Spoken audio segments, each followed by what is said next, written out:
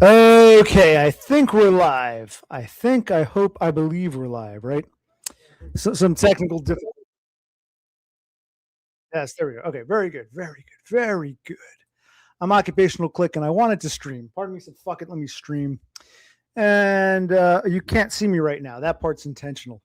Yeah, I'm a little rusty. It's been a while, but I wanted to show you some great men who I admire, real quick. So let's see what we got here. Let's take a look. Here we have him, the man, the myth, the legend. This is Franklin Delano Roosevelt, also known as FDR. And yes, although the general public didn't know it, he was a cripple. He was in a wheelchair. They tried not to show it, they tried to hide it, but it just goes to show great men can do great things despite being wheelchair bound. So we've got FDR. And who else do we have in addition to FDR? I got a few others here. Let's take a look. Let's go to FDR and let's pull up. Yes. Yeah, let's take a look here. Let's take a we got yes. We've got this man, Englishman, Mr. Stephen Hawking. Stephen Hawking, another, well accomplished cripple fuck up. Yes. Stephen Hawking himself. We got Stephen Hawking. So we got FDR. We got Stephen Hawking. But there are other great men who spent time in wheelchairs. Like, let's take a look here. Here's one of my favorites. We got Mr. Larry Flint. The late great Larry Flint. Yes, I would put FDR and Stephen Hawking and Larry Flint. They're all for their respective wheelchair men who achieved good things. They achieved good things, different things, but good things. So yeah, we got three of them, and of course, I'll share one more. We had two Americans, Flint and FDR. Yes. I'll share another Englishman who I really admire, who's wheelchair bound, because he's also great. Where is he? Let's share screen. Here he is. Yes, Tim Curry. Tim Curry, also known as Wadsworth in a Clue movie and a bunch of other shit. He's all fucked up in a wheelchair. So there it is. Yes. Well, he did good things before the wheelchair, and I guess so did Flint. and I guess Hawking, but whatever. Well, maybe I've done great things too. Anyway, I'm leading somewhere with this. I may get rid of that. Okay, so we saw them all. Very good. Now it's time to show the fifth great man, if we can find him. Here he is. Ta-da! It's yours truly. I too join FDR and Larry Flint and Stephen Hawking and Tim Curry. I'm now in a fucking wheelchair too. So for those who are wondering where I've been for the past 2 weeks, it's been a doozy. It's been a doozy of a couple weeks. Thank you all. Thank you all for caring. You can see who you're. Exactly. It really gives a shit or not. This is me now. This is life now for me. I piss in bottles and jugs. Fortunately, I can get on. I can get on a wheelchair to use the shitter. I guess you got to laugh about these things. It's a bit of an ordeal. He has to crawl over things, but yeah, he can use the toilet by himself. All right, let's see my. Okay, so okay. Oh, here we go. Let's just pull this off now. Okay, you can see we're in a different room now. Those are two old baskets my mother had on the wall left behind. My brother had to move the computer. Why don't you wheel yourself back? In a minute. Now, come on. We're doing this properly. Fine. We're in a different location because I can't get the fucking wheelchair into the study room is right over there. I can't. Like, if I try to, I got to turn. I can't get this wheelchair. Yeah. You can't get around all those bookshelves. Yeah, why don't you get a little closer? I think you're kind of close enough. Anyway, you've seen my study before. There's no, even if I got in there, I'd be facing the wrong way. Even if I could I'd barely fit between the computer and the shelves. There's no way I could turn.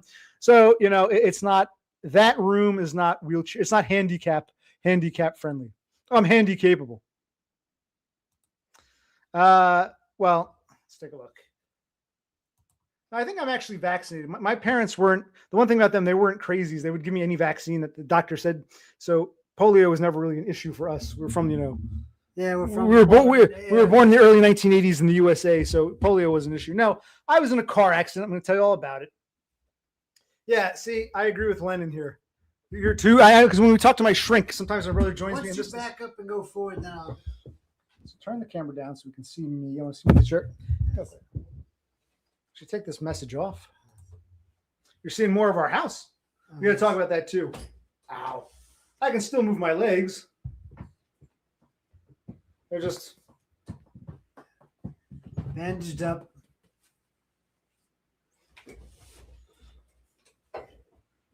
Let me see if I'll do a quick twirl for them.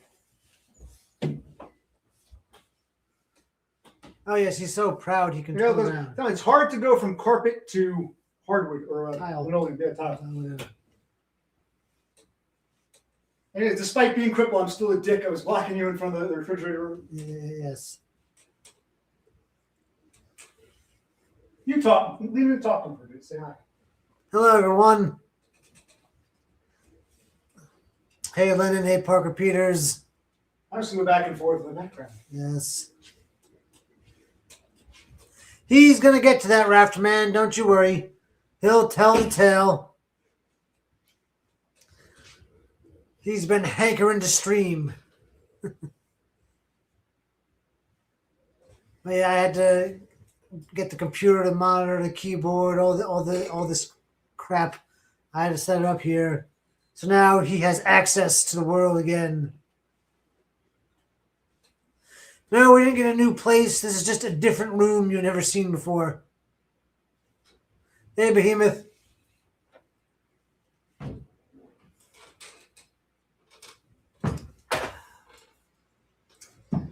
Yes.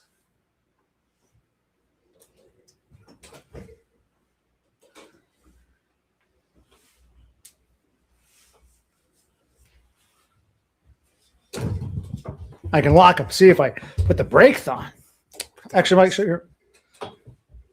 This table has a leg right here that's getting in the fucking way. Yes. Easy. Actually, do you want to? You want real quick. You don't usually do this. You want to like straighten me out? All you gotta do is pull me back and push me in so that you can get closer. Here we go.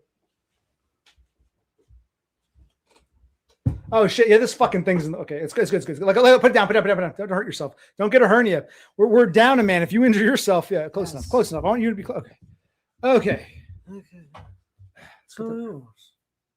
Disability bucks. Nice call. Well, that's what I want to talk about. All this shit because it seems like I burned my hand in the summer of 24 when my mother pissed me off and she was playing games. That didn't require disability bucks.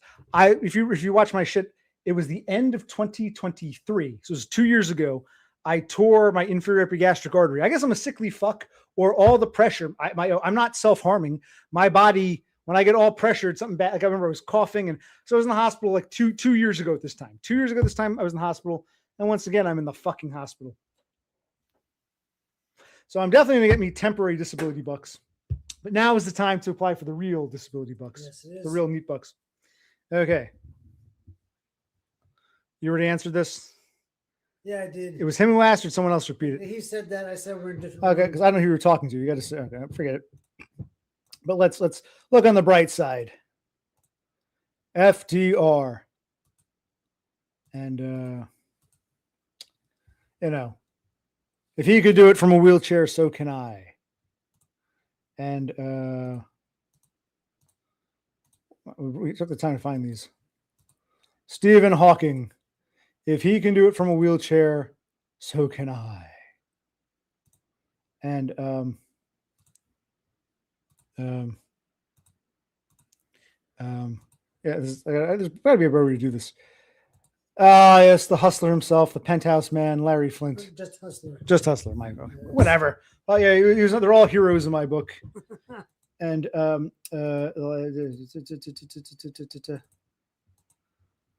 yes, Tim Curry. Oh, like you said, he did his greatness before he entered the wheelchair. Yes. Okay. This is, by the way, this is my first beer. My first beer in what, 16 days? Yes, sir. I was in a car accident. I'm going to tell you all about it. And shit went on at work that pissed me off and other shit. And I'll still upload my work videos and tell my stories. That's why I started this channel. But now the inspiration is to try to get some temporary disability again. I'm going through my brother poured the beer prematurely. No, that's not what happened. Stop being helper boy. That's Be not the what noble happened. manlet. That's Oh, not what I know happened I know what at it's like to be a manlet now.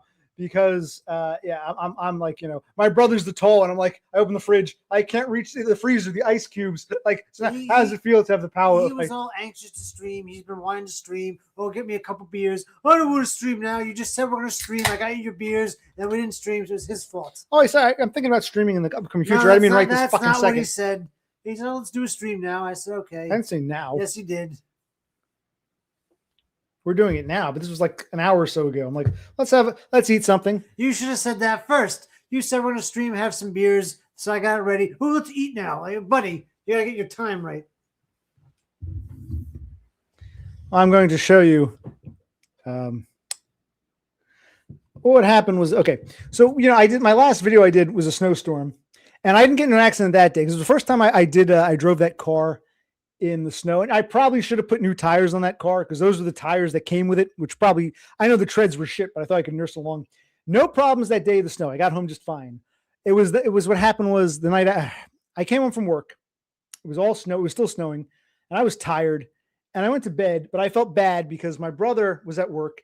And when he came home, you started shoveling, right, that day? Yes, I did. So this was the 14th. Yeah. You started shoveling, and like I woke up. I only got like 3-4 hours of sleep, and I felt bad. I wanted to help him shovel, but you just shoveled. Well, because earlier that morning before I left for work, I did most of the shoveling. When I came home, it snowed throughout the day, so I had to do a little cleanup so it wouldn't freeze. So I came home and was shoveling, and he heard me. Yeah, and I felt like shit because we had to clean. We had to clean, but the landlord was coming. What day did the landlord come? I was in the hospital. We'll get to that. But what day was that? Do you remember? Was it the 20th? The 20th. Okay. So I was all stressed out. Like, first of all, like the landlord, that's the biggest thing, the fucking landlord. We'll talk about how that went. So I'm thinking about the landlord. I'm thinking about, oh shit, my brother's got a shovel. I should shovel. I'm exhausted. So I'm thinking about all this shit. So I barely got any sleep. I was of no use. I couldn't sleep. I couldn't get back to sleep. You just shoveled a little bit. It was just, so I said, all right, screw it. I tried to lay back down. Couldn't get to sleep. I said, all right, I had to go back to work that night. All right. So I went back to work that night. This was the night of the 14th into the 15th because I work overnight stocking shelves. So and remember, I work in the middle of fucking nowhere and I take these back roads. The day it snowed, I took the more principal roads. It was a little longer. I wouldn't go that way on a nice sunny day. The day it snowed, I took the more, the highways and the county roads that were more likely to be plowed and salted. They weren't, but still. The night I went to work, I went the way I normally go. I took the back roads. And yeah, they were a little treacherous, but I figured, not too bad. And I remember back roads aren't cared for the way highways and county roads are. And anyway, I got to work okay. No problems getting to work. And I was there for like a couple hours and I was feeling really, really, really fucked up because I didn't sleep. And I was getting really, really, I'm going to upload my work videos just so you can see. There's one old guy with a beard. His name was John. And he goes, "Are you okay, man?" And I kind of snapped at it. I said, yeah, I'm fine. I'm looking at this mess. I'm thinking to myself, the landlord's coming on the 20th. I haven't done shit. I got 5 days. This job is really eating up my time. I wished upon a star. Is there a way to get out of work? Be careful what you wish for. So I worked for a couple hours and I said, no, fuck it. This job's a waste. I had to come all the way out here. What am I fucking doing? So I decided, and I was out of it. I really was. We do need money, but I'm like, I'm going to punch out, go home, sleep, and I'm going to just clean all day because it was on the 14th and the 15th, and the landlord was coming the 20th. Yes, he was. And that's right. I was starting to get with it because a couple days earlier, like the day or two before it snowed, I rented that storage facility. We moved a bunch of shit over there. We did, but there was still a lot of stuff to be done. So I was all like no sleep and jacked up and fucked up. Oh, and the nigger bitch I work with had pissed me off because, the nigger bitch, once upon a time, I had a nigger bitch try to run me over. I barely knew her. I had a crazy nigger bitch snap at me at a grocery store. I didn't know her. This nigger bitch I was getting along with. She's a little fat little gorilla thing, but she and I got along and I helped her with a lot of things. She'd never done grocery before. If she couldn't find something, I'd say it's there. I was very helpful just because I thought to myself, when I was new, what if I can go back in time, what do I wish people had shown me? And so I was doing that and we got along. And then one day she started playing games with the schedule. Like she was doing something it was the schedule. And I thought maybe she was like dyslexic or illiterate or bad vision. So I showed her I said, here's the schedule. You see, you come in on this night. And she started getting nasty to me. I already saw the schedule. I'm not working this day. I talked to my manager. I'm looking at her like, what the fuck is your problem? As if I'm like a cop accusing her of something. She was like, I didn't do nothing. She didn't say that, but I'm like, what the fuck? It was a few days before, I'm like, what is this bitch's problem? Because I wanted to believe that, maybe this time would be different. I'll get along with my coworkers, especially the nigger bitches. I'm actually working with her. The bitch who tried to run me over like 5 years ago, we were different departments, we didn't really work directly. She didn't even know me. I thought, okay, things will be different this time. I'll get along with these people. But this nigger bitch really pissed me off. And a few days earlier. And so on the night of the 14th into the 15th, I'm thinking, you know what? my landlord and cleaning the house is much more important than this fucking job. I can always get another shit job somewhere. And this is why am I all the way? And by the time I get home tomorrow, I'm thinking, I got to drive home. There's gonna be traffic, back roads, the roads are shit. So I said, fuck it. I'm going to leave. So I punched out and I saw the nigger bitch and I said to her, I had my phone with me. I said, I got a lot going on in my life, but you really pissed me off. And she grabbed my phone. I'm like, what the fuck? Remember, I'm out of it. She grabbed my phone and goes, I don't want to call me. So I said, here, give me my phone back. And I kind of reached for it. I didn't fight her. She was actually kind of weak. She was I didn't want to like touch her, but I grabbed the phone back and I turned and I'm not sure if she pushed me or if I tripped, but I fell to the floor. So I got into an altercation, a physical altercation with some nigger, some sheboon, who I was getting along with prior to that. I don't know if she pushed me or if I tripped, but that's not how I broke my two, well, not legs, but my ankle and my heel. And after I said, fuck this is all the more reason because she had made me feel like that bitch women don't belong in the overnight period. And I'm like, I'm a classically trained grocer. These idiots were begging me to take full time because they're so desperate. Like, what you're doing when you become a full timer? I said, fuck no. And I'm like, why am I dealing with this shit? Because she was she was the main reason, but she was like, I'm thinking like, far from home, this job for minimum wage and the landlord. Oh, and there's that nigger bitch who I thought we were getting along, but hey, typical bullshit again. So yeah, I don't know if she beat me up or if I just fell. I don't know. But I left and I started heading home. And I guess that was on my mind. But I was thinking about the landlord. I was thinking about, I only got 5 days. The bathroom's got to be cleaned. This is fucked up. This is messed up, et cetera, et cetera, et cetera, et cetera. I'm thinking about all these things. Like, I got to get home. Like, what am I going to tell my brother? He's going to say, you lost a job. I'm going to say, let me go home. I can even tell the job, listen, I know it sucks to do this because we were going into Christmas. I would have told the job, listen, I got shit going on. Either I quit or you take me back in January because I can't deal with this. My plan was to leave that night and either quit flat out or if they really wanted me, they call me back in January. Nothing to do with Christmas shopping. It was about the landlord's coming. You know how pressure. Yeah. I got stuff in store. I got to move more stuff to storage. It was like, I was thinking about all that.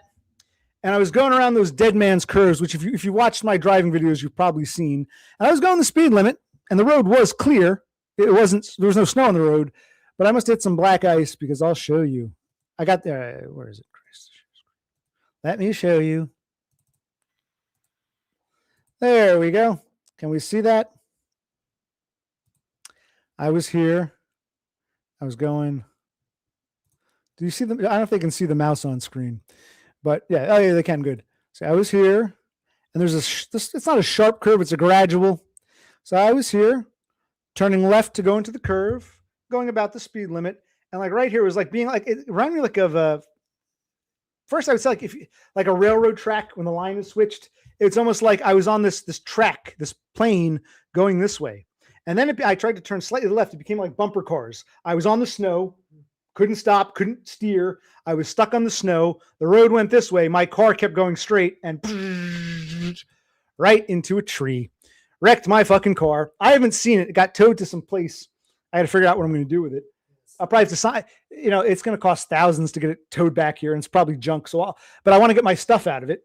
I'll probably sign the title over. I'll pay like a rudimentary, like $100 fee for store, and just sign the title over to them and say, keep it. But it's like, yeah, so this was the night of the 14th into the 15th. So this was early morning on December 15th. And now it was like maybe like 2 a.m. And this road is kind of middle of nowhere. So yes, you're right. What's his name? It is a nice diagram. Yes, thank the police officer. We'll talk more about that too. Oh. Okay, so I crashed into this tree. That's all right. Car would not start. I guess because I hit head on, the battery was knocked out. Car would not start. In addition to the car not starting, my cell phone, which I had on the seat, the cell phone was in the passenger seat. I guess it flew and bashed into the dashboard. So the cell phone, I can even show you, it's over there. Cell phone was destroyed. Like the screen was all cracked, wouldn't turn on. So it's all right. Maybe I can get out and look for help. So I went to open the door and everything was painful. I had my seatbelt on, airbags deployed, but I don't recall touching the airbag.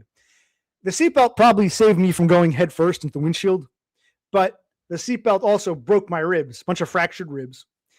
Unbuckled the belt, opened the door, tried to step out, and my left foot hurt.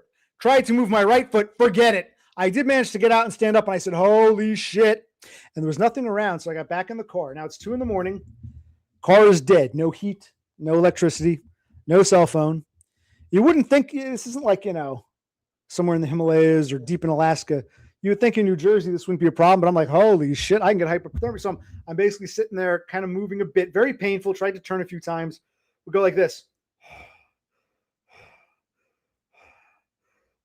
every so often to keep myself warm. And I realized I'm gonna have to wait till morning. There's no one around.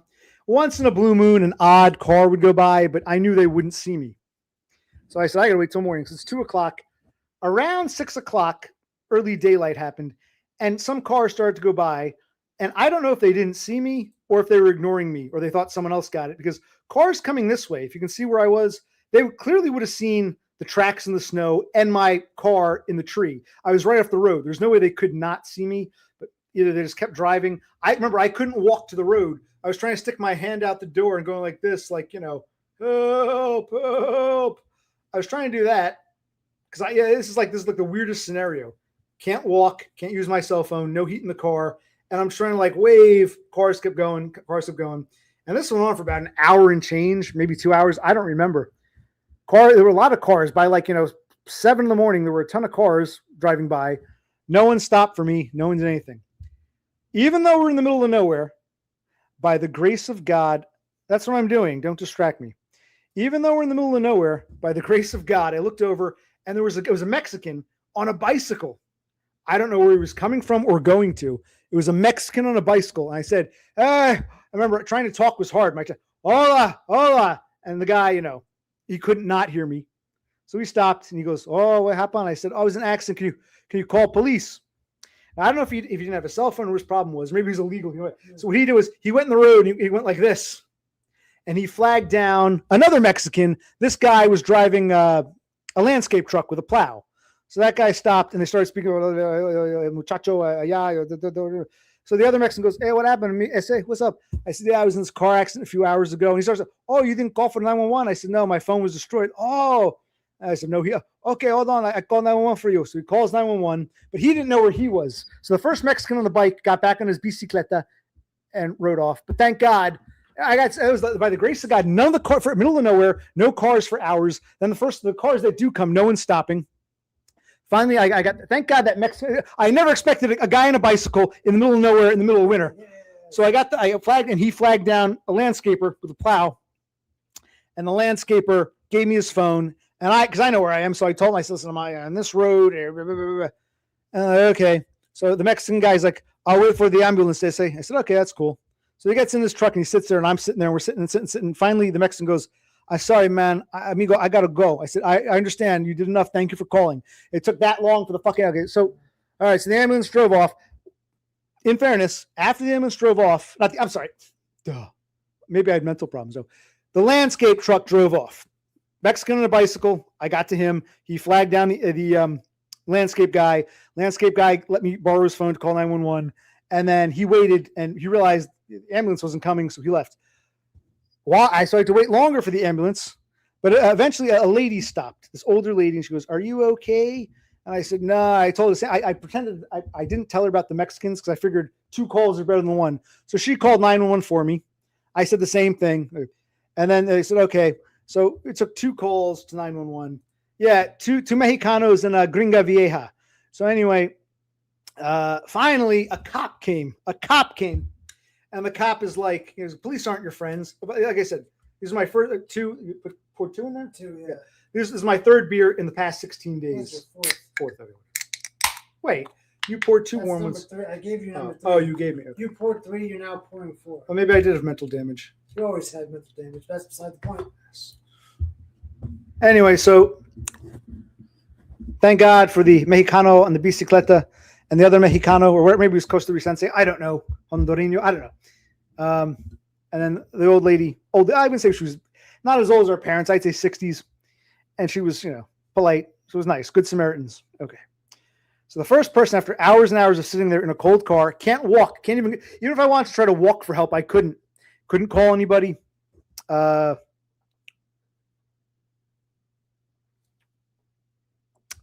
Finally, a cop shows up. And the cop is like, ask me all the same questions. I look, man. I said, I'm injured here. Can't walk. Why don't you call anybody? My phone's been destroyed. Oh, do you have your license registration? I said, yes. I was being polite-ish. I don't really like police, and they're not my friend. But you need a cop for a report. So I said, yes, but I really can't get to them right now. License was in my pocket. registration and insurance were in the glove compartment. I think the glove compartment might have been destroyed, but like, I don't know where they are right now. I'm in a lot of pain. In other words, fuck you. I need medical attention. Fuck you and your gotcha bullshit. That's all a pig cares about. The pig's just waiting around. And finally, an ambulance came and they pulled me out of the car. And they had to like pull me out, put me on this not a stretcher, but this weird like board they had. And they threw me in the back of the ambulance. And the cop is like, can I go through your car and find your insurance? So I said, fine. I don't like police checking my car in general principle, but I had nothing to hide. I said, fine. And I guess he found my insurance and my registration to prove I was, because all he cares about, I could die right there. All he wants to do is write me a ticket for driving out of the license or something. And I said, my license, so he didn't see my license, but he got that. And he said, oh, I'm going to try to contact, I think I said, somehow I didn't have your phone. It was my phone. My phone destroyed. He's like, I'll try to contact your brother or some shit. I did get a call that morning, but it said potential spam. So I got a call. I ignored it. It rang a second time, and I ignored it. And I checked the message. I'm like, that's odd that they're leaving a message. And it was like Princeton police. I'm like, why the hell are they? Oh, sorry, I shouldn't have said that. But like, why are the police calling me? Why didn't you get the clothing, buddy? Where's the clothing? The clothing that they cut off of me. It's in the basement. Go get it. Okay. I want to show you what they did. They threw me in the back of the ambulance, this ambulance. And they're like, it was like 3 or 4 guys. And they're all trying to be jokey. Like, they're not really funny, but they're trying to be funny. I'm like in pain, like, hey, it's my first day. I'm like, yeah, I think I broke my leg or my toe or something. Well, it looks like they're wiggling. They start, remember, it's bitterly cold. They start undressing me. They took like a pair of scissors. They start cutting up my pants. They got a little too close to, the sensitive area. I'm like, whoa. So they cut my pants up, cut my underwear up, pulled my shoes off. I think they even cut my socks up. I think they didn't destroy my flannel. Thank God. Why don't you show? Let's take a look. What's in here? Okay. And they're making all these dumb jokes. And so, like, oh, some of them are just stupid. Like, oh, you knew that's my friend. Hey, this guy knows I'm a better. I got Butterfinger. Hey, it's a great. I said, so I made a joke. I said, this is how I want to spend my Christmas, naked in the back of a van with a bunch of dudes, and they all laughed at that. This is true. I can't believe they took all my fucking clothes off. Now here's my sneaker. I haven't worn sneakers since. This is what I wear now, permanently. Well, not forever, but for now.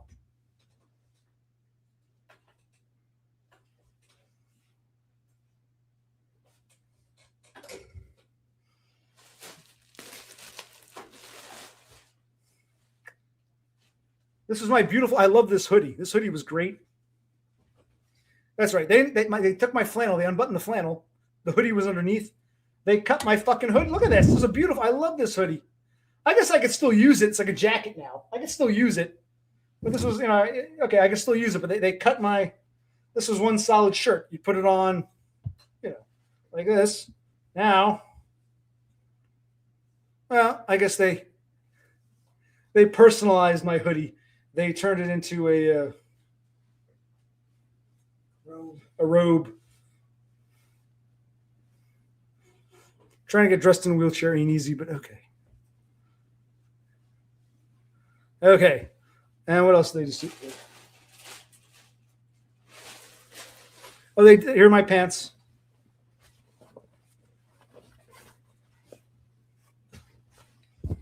Not sure if this is inside out or outside in, but these were the belt. They cut the belt too. Look at this. The fucking belt. It's almost like I kind of get the impression. I understand, saving a human life is more important than clothes, but it's almost like I think they were like they enjoyed. Yeah, it's time to cut some clothes up. Like they enjoyed either destroying someone else's clothes or getting a guy naked. I'm like amazed how but this I understand because my legs were Oh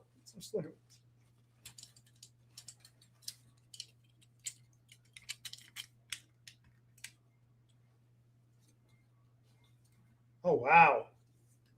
Is that broken? Yeah, this is one of the box. I don't usually use this type. This is also what do you call it? A shell from a ammunition. Oh wow. The bullet fires, the shell remains behind. This from a revolver.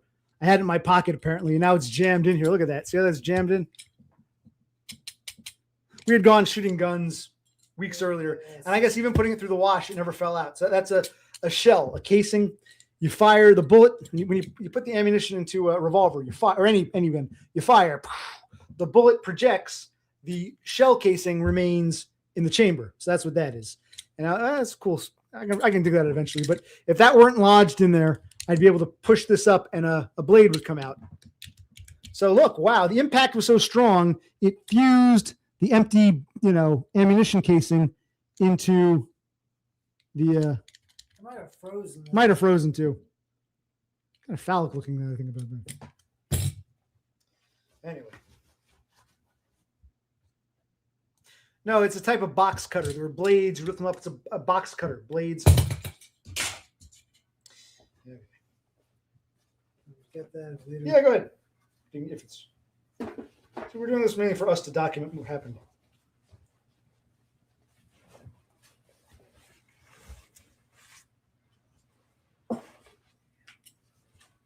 Okay. No, that's not frozen. That's wedged in there. Look at that.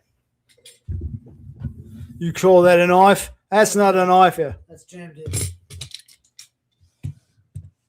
Well, it kind of was. I was thinking about, the tiff with the nigger bitch. That was the main thing. Having to work, it's like I got to work every fucking night. They were begging me to take full time. I'm like, no. So they start scheduling me like full-time hours. I'm like, I need days off to clean the fucking house. You remember it? I just rented that storage facility a couple days earlier. I'm like, I have no choice. This fucking asshole landlord out of the blue in late November says, I'm coming December 20th. It's like, fuck you. It really fucked me up. Yes. And I didn't sleep the night before very well. So I was fucked up. And I was thinking about all these things. But now I wrecked now what? Broke my 2 busted legs and no fucking vehicle. But it's like, not that I could drive. Even if the car was fine, I couldn't drive anyway. But, No, it was done. but I mean, look how it's like that's wage. Quite some force. Okay, so let's put this back. Now what else is in here?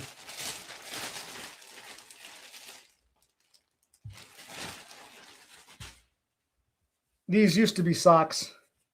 Now they're dust rags. These are the very socks I was wearing. Maybe I'll do like a giveaway. If you send me money, I'll send you. You get a sock. I think this was the left one. You get a sock. Look at it. They cut them. So my pants, my socks, and my hoodie. And I was like pretty much, naked, with a bunch of dudes in the back of a van, bitterly cold. But anyway. Didn't put a blanket or anything on you? I'm trying to remember. No, because they had to examine the damage. And I was telling them, I think my something's broken. Like, well, your legs are moving. They're not. What else is something else? Oh, the belt. Like, really, this is a nice belt. It was, instead of the holes, it was like you can, it was, I forget what they call it. What do they call these things? Instead of the traditional holes, the buckle can go anywhere pretty much. One size fits all. If you get fatter or skinnier, you don't have to worry about holes. It's my belt. My poor belt. Okay.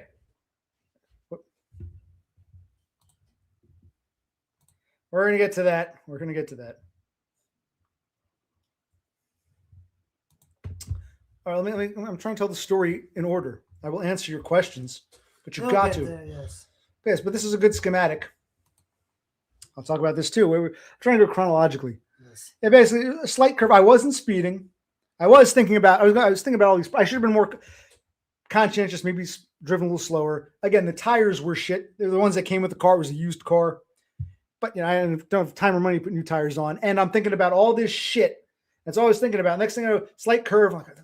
I realized, wait, the road's going that way. The road is curving.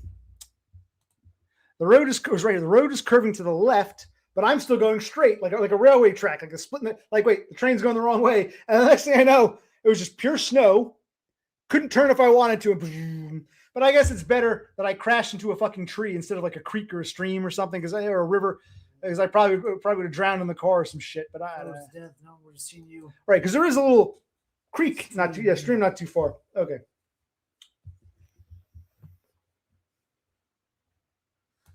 Maybe that's why they cut my clothes up. Maybe they're hoping, look, that's interesting. And we see someone hasn't been paying attention. I'm not repeating all this shit for this asshole. We can talk about him too in a minute. Okay. So yes, accident, clothes torn apart, hours, cell phone destroyed, car destroyed, no heat, middle of the night, morning, cars passing by, no one stopping. Finally, I flagged down a Mexican on a bicycle. And now, they put me in the back of a frozen van, cut my clothes up. I was naked in the back of a fucking van, and they took me, but here, I'll show you.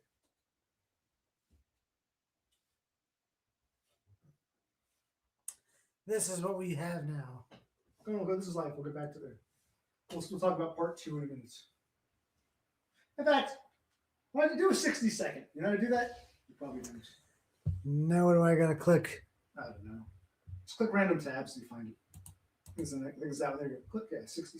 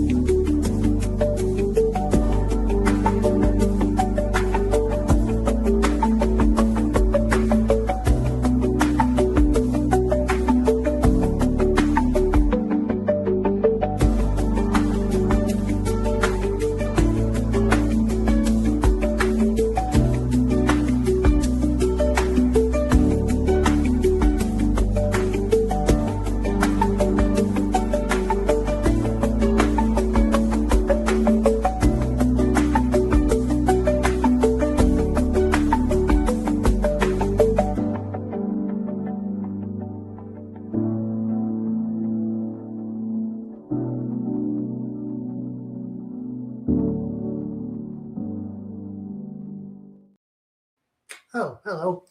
I hope you all enjoyed part 1 of the story. So, yes, he was upset, a lot of anxiety, a lot of problems, landlord's coming. Even though he had several days to help clean and whatnot, he just kind of waited.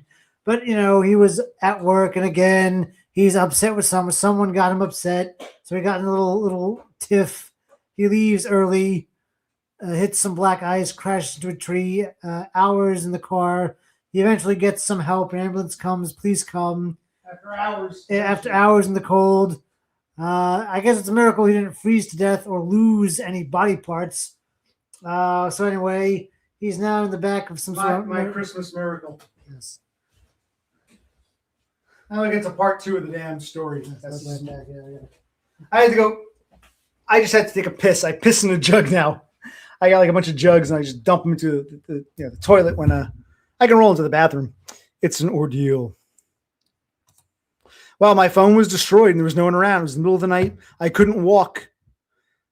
Snow, ice everywhere. I stepped out of the car. I was like, I had to get, because I didn't realize. They tell me that left foot, I broke an ankle.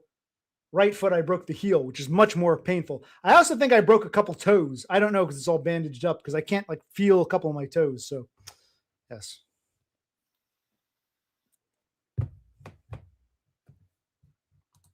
Thank you, Horsehead. Are you in Washington, by the way? Have you moved? Have you moved yet? Or you're transitioning? Anyway, I wanted to get to the second part of the story. So I was in the hospital from... That accident happened early morning, December 15th. And finally, by the time I eventually got rescued, it was interesting. Middle of nowhere, they said, okay, this is the guys in the van, the rescue EMT, rescue squad, you call them paramedics. They're like, this is trauma. Which hospital should we go to? So the first hospital, there are 2 hospitals that do trauma in the area. One is closer to my house. One's in the opposite direction. Because remember, I'm working a job in the middle of nowhere. And this accident happened at the halfway point. So one guy's like, oh, we're going to have to go down to this one. And the other one said, or we can go here. Thank God he did. Because I said, go there, go there. That's much closer to where I live, much closer to where my brother is. So thank God, by the grace of God. The first guy's like, yeah, we got to go to this hospital down here. I'm thinking, and oh, we could go to the other hospital. They have a trauma unit too. I said, go to that one. That's closer to my house, you idiots. Yes. Well, we hope it should be. The gift of the Magi. No, it's like the nativity. That's the nativity, right? The 8th. Anyway, I'm going to tell my story. I'm going to stick with the timeline. I want to stay linear. But there we go. There's the schematic. Yes, the road. That's curved. Yeah, it went left. My car decided to keep going straight, and the tree is the only thing that stopped me. Okay. Now, if the tree wasn't there, could you have swerved back onto the road, or It depends. If it was, let's say it was just a big field of snow, eventually I probably could have regained control, or at the very least, I'd just be stuck in the snow. No accident. The car would come to a stop. If it was like a creek, I'd go into the creek. Yeah. A ravine, I'd go into the ravine. A house or a person or a guardrail, the only way this would have been safe is if there was a giant field, nothing but a field, and there was enough, physics, enough time for me to slow down or regain control. But before I could even get to that point, I hit the tree. The tree came up before any regaining of control. So Okay. I'll let my brother answer that. Yeah, we're in the same house we've always been in, just a different room, because he can't wheel himself around the bookshelves to get to where the computer was. So I had to move the computer and all the peripherals here to this room. All right. So I was in the hospital for 7 days.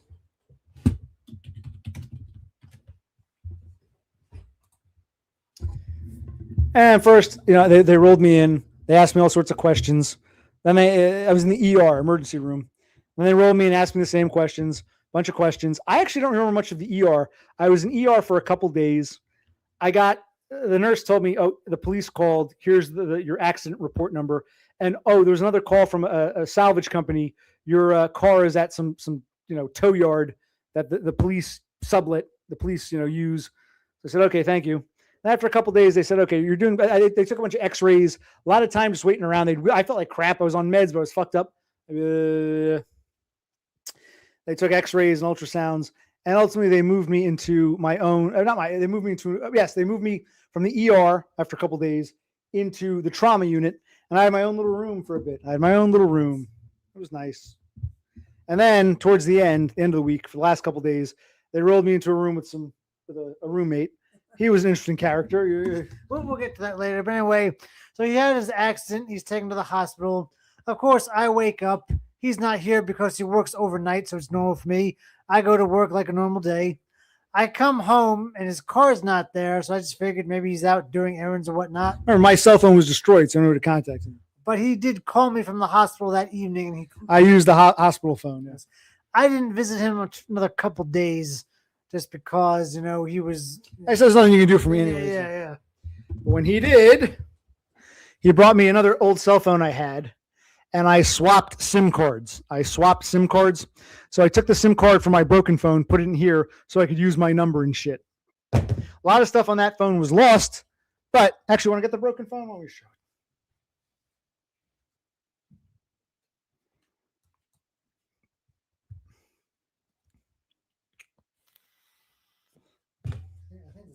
Sure is. Yeah, it doesn't look too bad, but here's what happens when I go to turn it on. Oh, maybe it's working now. It's better now than it was. I see Samsung Galaxy, but the rest of the screen is all pixelated and fucked up. Just in the reflection of the lights. Turn the lights off. Go ahead. Oh, they're still going to see reflection, but yeah. See that? Looks like we used to play Nintendo and the cartridge was corrupted. You used to blow into it. Yes. But see all that damage? See that?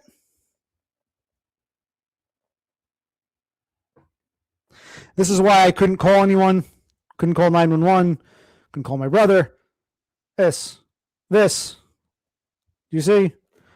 Do you see?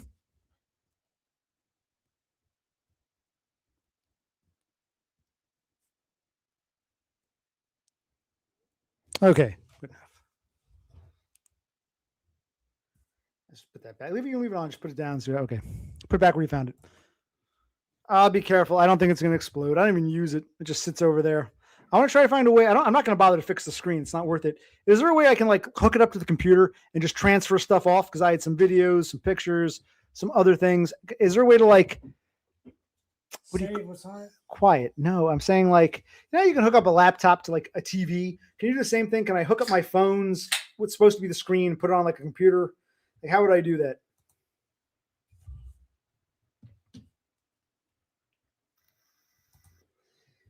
No, it was so. If there was, it's not the point. It wasn't. There was no service.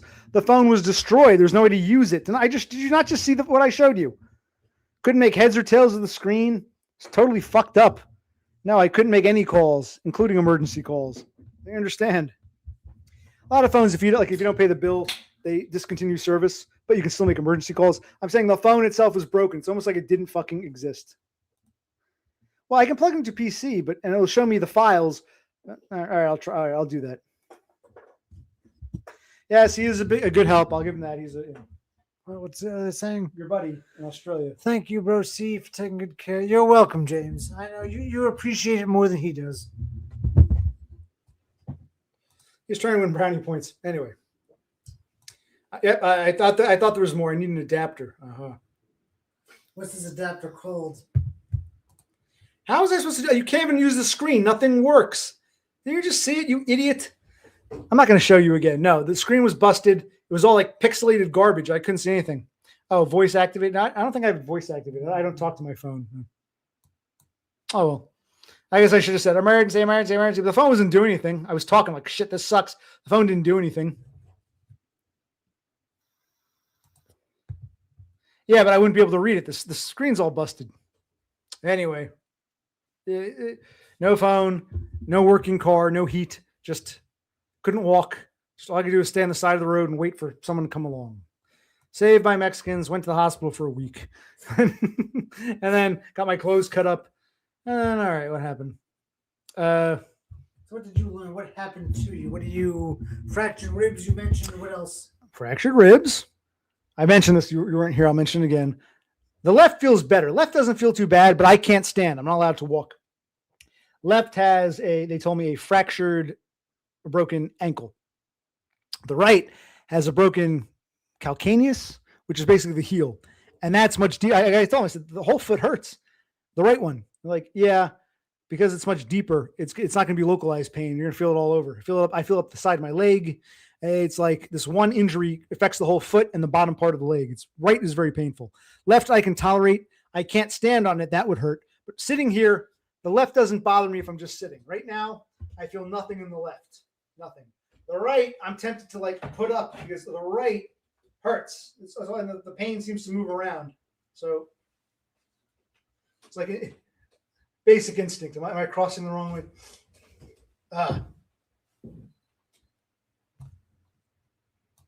Why? So I can lie there in the snow, get hit by a car, lay in the snow where I can't conserve body heat. At least in the car, hunched over, I go like this. It's a closed cabin.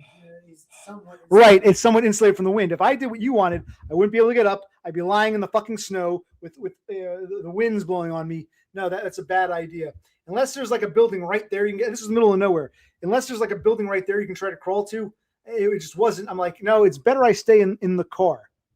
I have a better chance of survival if I don't freeze to death. So no, in the middle of the night, at 2:00 in the morning, crawling into the ice and stuff, I might not be able to get back in the car. So no, that's a terrible suggestion.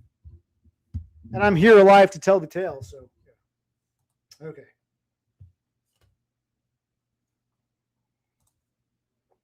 I haven't seen it yet.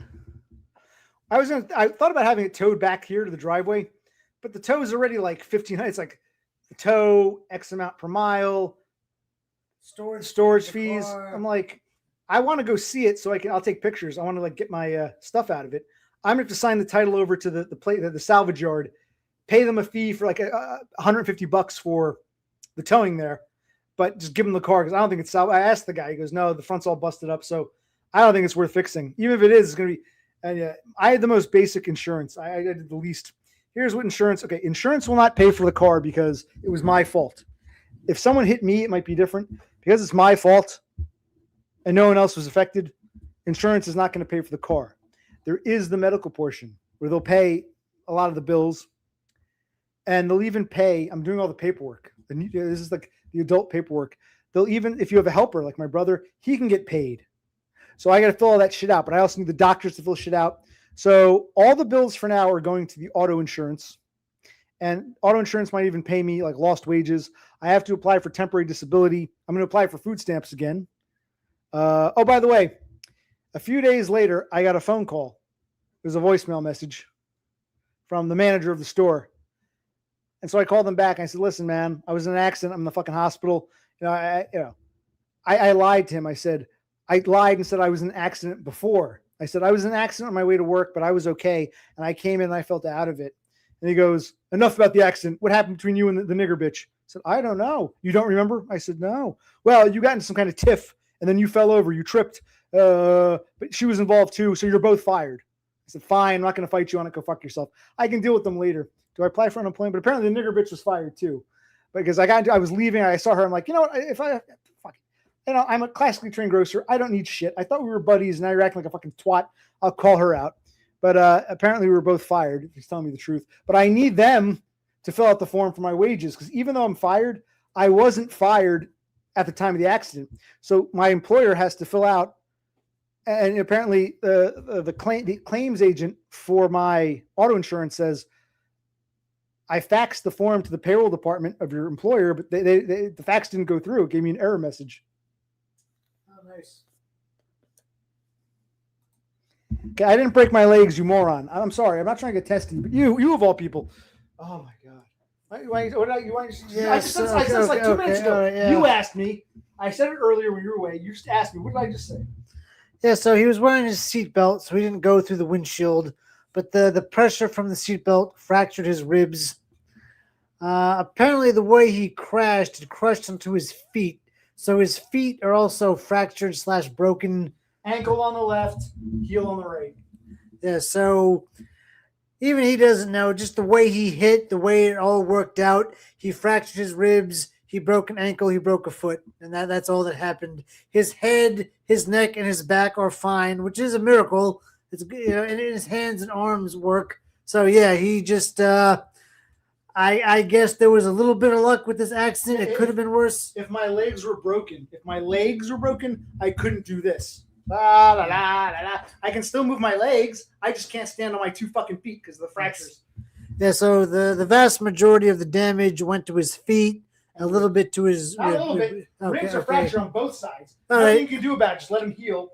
And that's part of the problem. My arms are fine. When I roll in the chair, I really feel it in here. And they said, nothing you can do. It usually takes a month or two. Let them heal. So they're still hurt. They do feel better than a couple weeks ago. They still hurt. But like, when I'm rolling, it really takes its toll here. So even being in the wheelchair is uncomfortable. But yeah.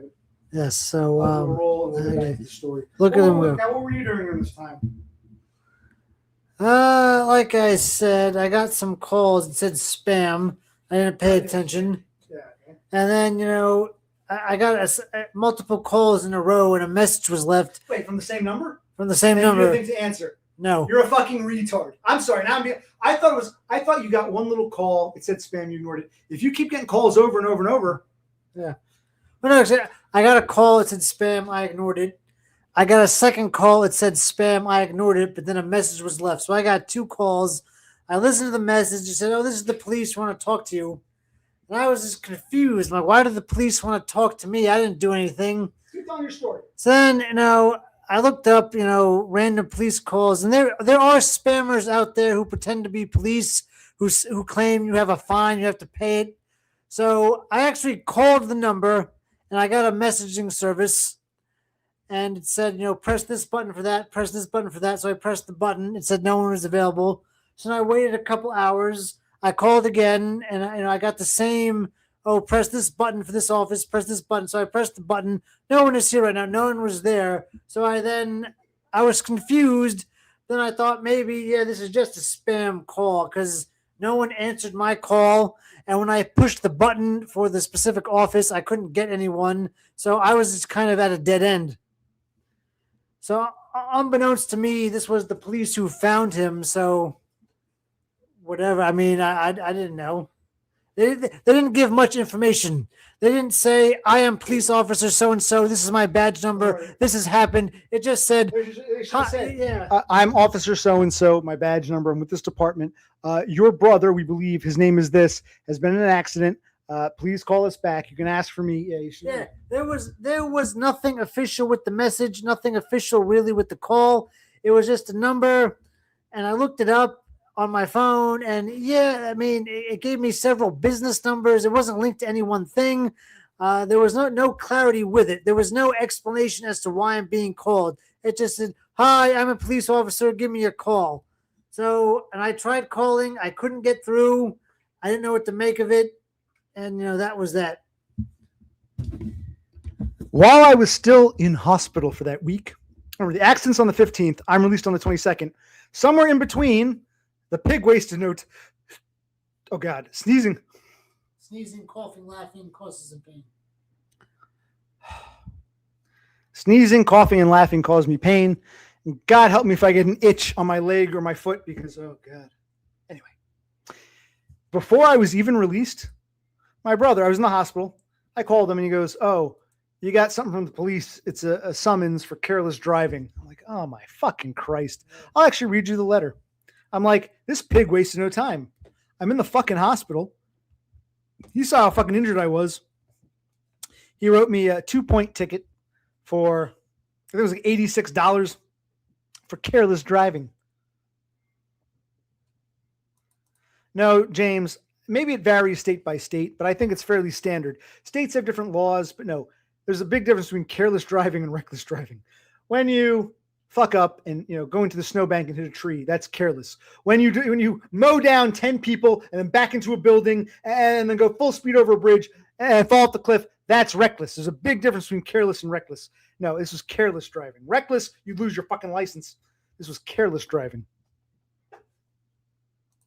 What's he talking about? Cannot tell if that's a joke or not. I don't know. Well, yes. Okay. There's a lot of spam out there. My brother is saying that the police could have done a better job identifying themselves. Again, had he said, "My name is Officer so-and-so, this is my badge number, your brother so-and-so was in an accident," I would have responded differently. All I got was a brief message, "Oh, hello, this is the police, we need to talk to you." Like, what? So, and I tried calling them, couldn't get through. It was just, dial this number for this department, dial that number. I dialed the numbers. All I got, no one is here. It was just a perpetual dead end. So I was left with nothing. Oh, yeah. Well, I guess it's a pun, right? Wreck a car, reckless. It's a play on words, a portmanteau, a Franken word. But anyway. Okay, he's telling some stupid joke. Okay. No, I'm trying to tell you about serious shit. Okay, let's yeah, so anyway, he's in the hospital. Our landlord's coming, but he's fucking out of commission. So that's the worst of both worlds. Yeah. I thought about quitting my job so I could do more work around here. Now I don't have a job, and I can't do anything around here. So you had to scramble. Yeah, I had to vacuum, dust, wipe, move a bunch of shit around. I had to work my darndest for the next 4 or 5 days to get this house as clean and as good looking as it can be for the landlord. And I did that each and every day. I did go visit him once before or twice. Hold on, I think a couple twice. Wait a minute. On a side note, you live in Maryland. Is there even an Orange County in Maryland? There's one in California. There's one in Florida. There's one in New York, right on the Jersey border. Which Orange County was he with? I'm not. This is like detraction. I'm Officer Tangerine. Stop breaking my clementines. It's like, first thing I'd say is, does Maryland have an Orange County? My first thing would be like, Orange County. I live in fucking Prince George's County. What the fuck who do you want? Is there an Orange County, Maryland, or maybe there's one in Virginia? But if you're gonna tell a joke like that, try to get enough.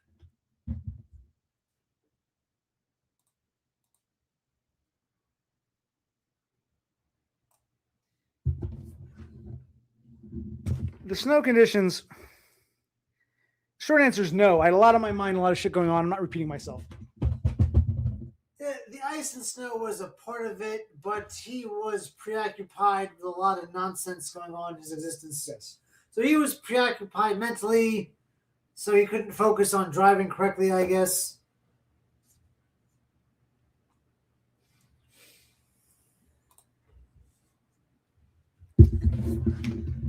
That's not. I don't want to detract. You're telling me a guy calls you, says, "I'm Officer Tangerine from Orange County," and you gave him $200. The first thing I would say is, if this is legit, officer, come pay me a visit. Have the local police come, or send me a summons in the mail. What the fuck? I mean, okay.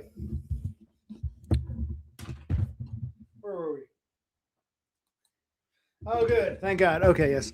There's one. I know.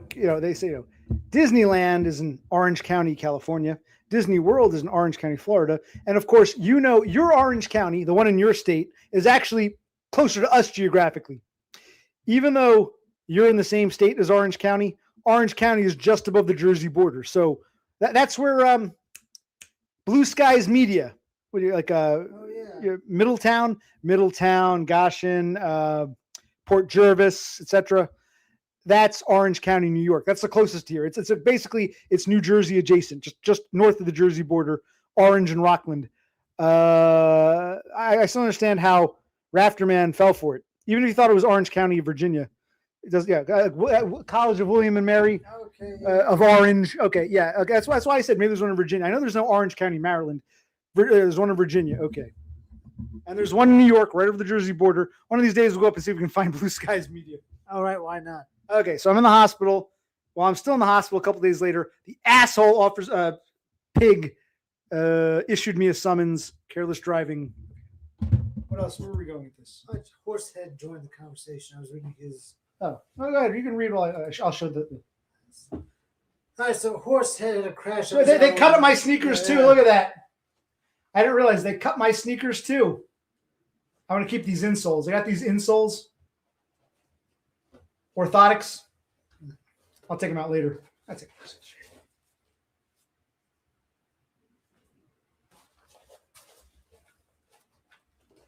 I'm actually going to leave it in so I know where it is. I'll throw these out when I can walk again, but they cut my sneakers. He hasn't gotten to that part yet. We do have a rough idea of how long it will take, but we haven't gotten there just yet. So right now, he's had his accident. He's in the hospital. I went to visit him once. Twice, I think. Okay, twice, whatever. I have to clean the house all by myself, yes. Even though he made most of the mess. And I have to visit the landlord and his wife and his two daughters all by myself. I called out sick from work. I lost a day. Well, you were going to do that anyway. Well, yeah, I was going to do that anyway. My mistake. From the hospital bed, I contacted my landlord. I said, listen, man, this isn't a good time. I sent him pictures to prove it. And he says, well, I got to come anyway. I said, fine. I said, my brother will be there. So he came. He looked around. He wanted to see what state the house is in. And he basically said what? He wants us out by what? End of March? The end of March, yes. He said, okay, I've seen some leaks here, some stains there. I know what I got to do. We actually want to move in and live in the house for 2 years, which we were surprised by. I'm not sure I believe him. I think he's saying that to push us out further. I don't believe him. Good point. Okay. He's never lived here. He bought this house 30 some odd years ago. It was always a rental property. My parents rented it when I was a teenager. We lived here in my teens into my mid-20s. We moved back in when my father had a stroke. My parents have been his longest tenants, but he never lived here. This is always a rental property. I think he's lying to us. I don't fully trust him. But anyway, so we'll get to that too. Oh my God. Wait, did I go into shock? You in a shock? Shock? What do you mean? What are we talking about? You. I don't understand. I was in a car accident in the middle of the night, like 2 a.m. There was no one around. My phone was destroyed. The car had no power. The battery was destroyed. No heat, no phone. No one around. No houses nearby. Tried to get out of the car. Both my feet hurt like hell. Had to keep myself warm. I guess I don't think I had time to go into shock unless I was part of the shock. I don't know. Oh, stop. Good. Yes, I am a gent. Thank you. Yes, like the College of William and Mary of Orange. Yes, I understand. That's why I said maybe there's one in Virginia. I can't believe if that's true. Rafterman paid $200 to an Officer Tangerine. Hey, Rafterman, give me $200. I could use it. Yes. Actually, $150. I'll cut your break. I need it. He needs it too. I know. I feel for my brother. He's taller than I am now. Can you reach that? And there's stuff I put on top shelves that he can't reach. Now I can't. Now we're like, oh shit, we're both fucked. He can't even go up and down stairs. He has to get carried in and out of the house by medical personnel. We'll get to that too. It's happened like what, 3 times now? Yes. Okay. Wow. Because I can't lift him by myself. Let alone him, just him with a fucking wheelchair here too. It's insane. Okay. Why, thank you, Matthew. Always good to hear. You're one of my favorite people of all the people. Classic Sterling. Thank you. Classy guy. All right. Well, yes, the Dutch House of Orange. That's correct. But anyway, landlord came. Okay. I was in the hospital. So I felt bad. My brother did it alone. He had to clean by himself. He had to face the landlord by himself. I'm the one who deals with the landlord mostly. After my father's stroke, when I moved back in here, I assumed my father's prior role. So the landlord always deals with me directly. Now I'm not there, but maybe this will work out because, basically he was trying to give us 90 days. He says, it's December. I want you out in March. So I was trying to tell him not to come because I showed pictures of me and, but he said, I'm coming anyway. It's fine. He claims he wants to live here and fix the house up. So, okay. So I was released. Before I was released from the hospital, the officer issued me a ticket for careless driving. I was actually going to fight it. I actually believe it or not, I saw on the on the TV, there's a commercial for some law firm. Were you in an accident? Call us. So I called and I said, hi, I was in an accident. I said, no one else was involved. I guess it was my fault, but can we say that the municipality didn't plow the road properly? And they said, no, they said, it needs to be another actual private citizen because we go after insurance companies. We don't go after counties or states or municipalities. I said, fine, fuck it. And the way it used to be, you used to call the court direct. If you wanted to pay, you could call the court or go in person. If you wanted to plead not guilty, say, I'm not guilty, then you call the court, same thing. And if you change, let's say you say not guilty, they'll say, okay, we'll set a trial date. I should explain all this. Yes. Let me let's take a 30-second breather because I need a, Take some time.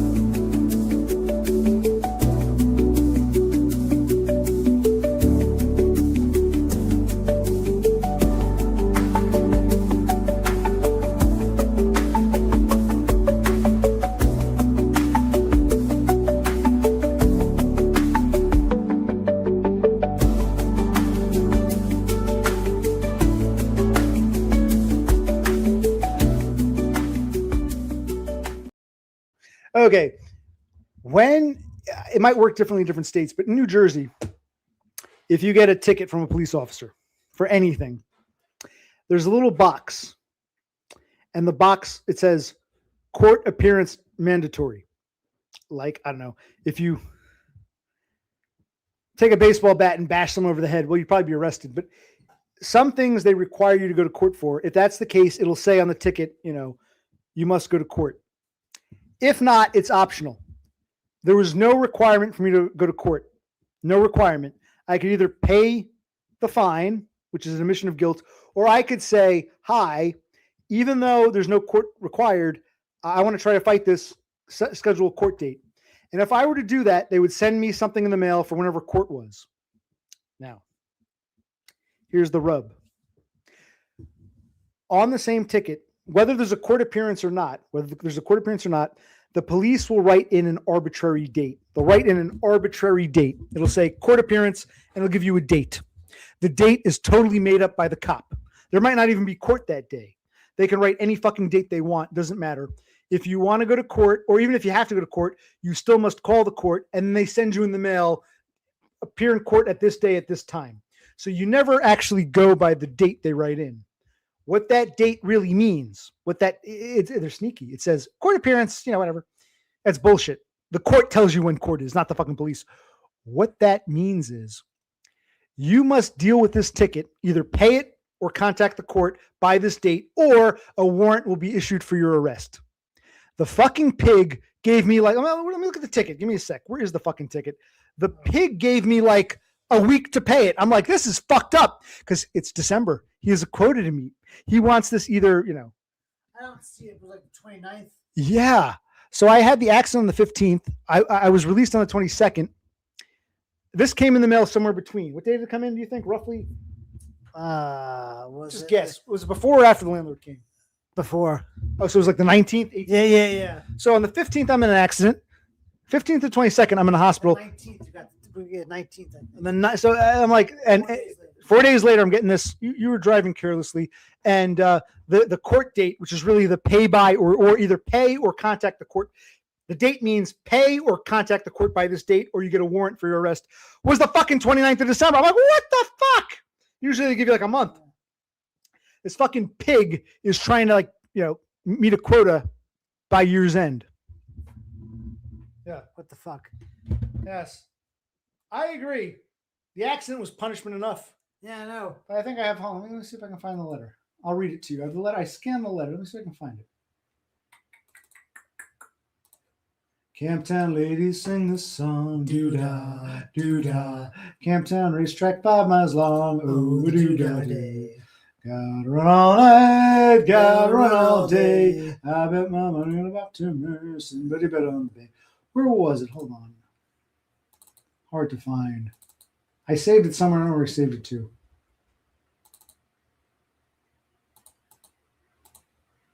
You talk while I look. I'm going to say. Yeah, so anyway, landlord came and went.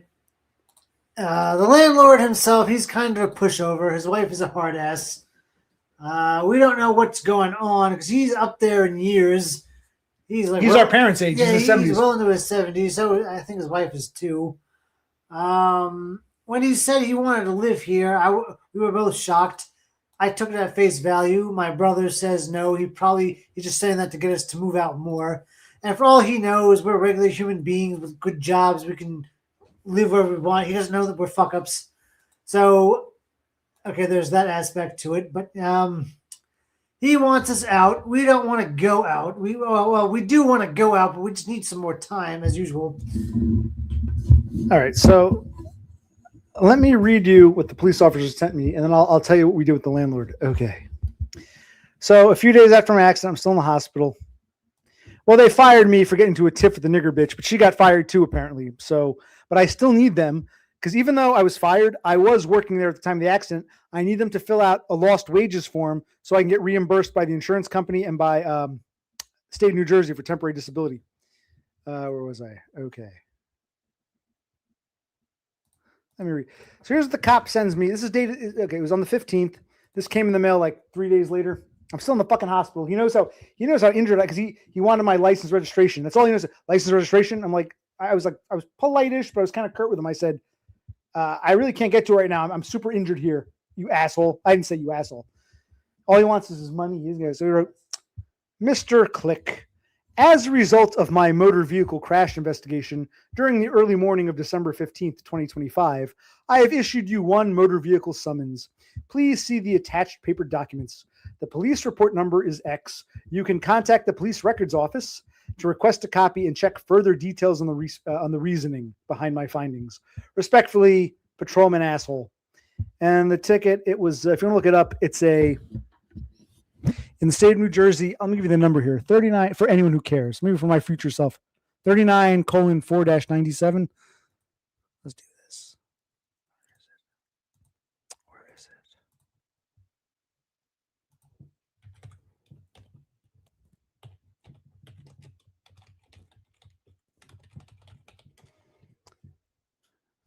And I had thought about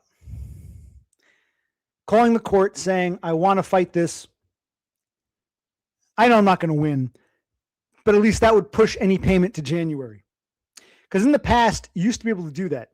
In the past, you could say, hi, court, I got a ticket. I want to fight it. Okay, we'll send you a court date. They send you a thing in the mail. Court date's in like 6 weeks. In the interim, you can call the court back and say, I changed my mind. I just want to pay it flat out. And then it's as if, you're just paying it. You can't do that anymore because the courts, I called them, the courts don't handle it directly. It's all done online by the brand new website, New Jersey. And they say, well, you can plead guilty or not guilty. If you plead not guilty, you get a court date. And if you plead guilty, you pay.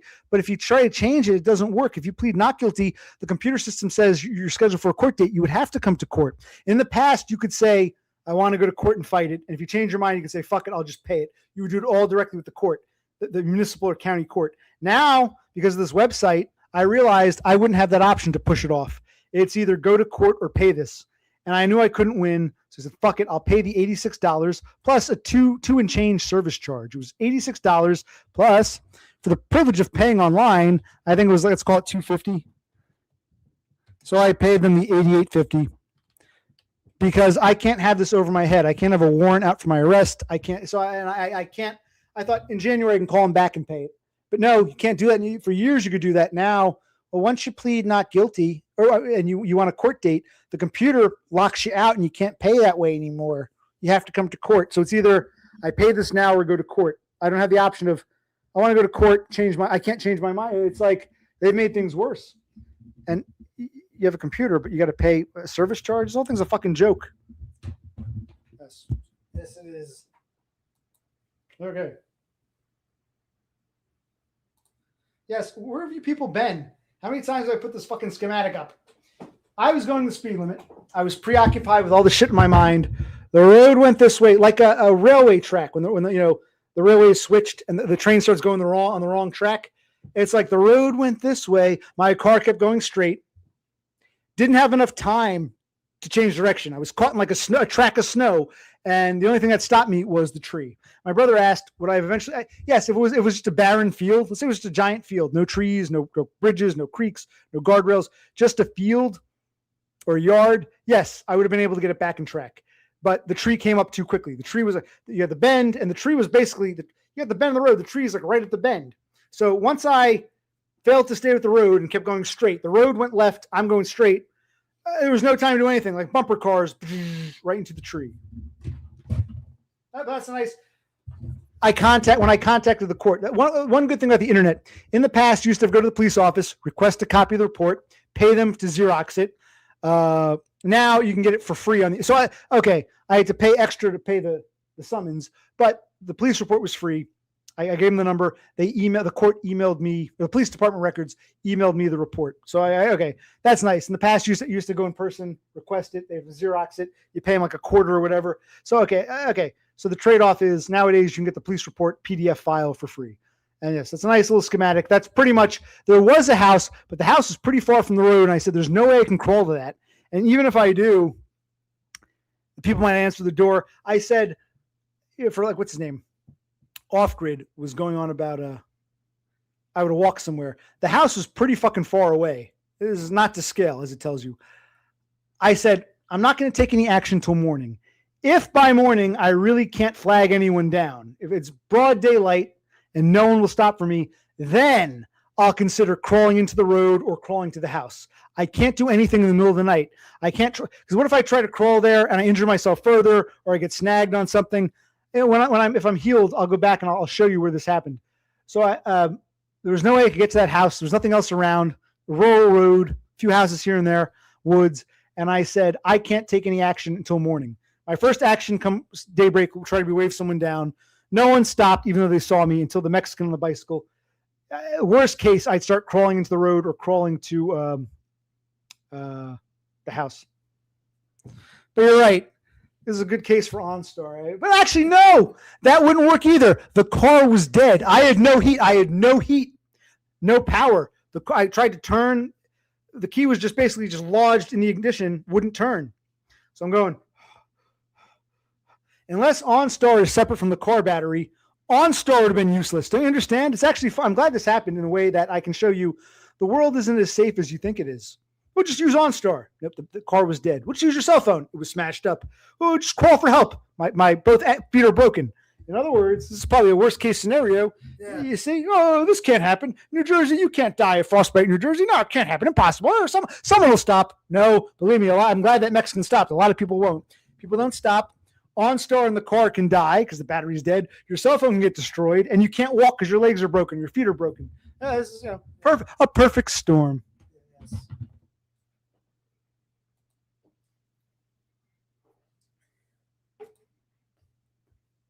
Oh, well, my phone was destroyed, but if it could somehow detect, I could see that being a bigger pain in the ass. Like you're not even in your car. You drop your phone. Okay, you're in your car. You get out. Everything's safe. You're parked. You drop your phone onto the street. It breaks. Next thing you know, OnStar is sending you help, even though you're in a parked car, because whatever. Correct. Well, I flagged down the Mexican, and there was an older lady who eventually stopped. That was it. Plenty of people saw me. Not overnight, there was no one. One or two cars, they couldn't see me. But by the time daylight broke, people clearly saw me and they figured, someone else called them. I'm not getting involved. What a world.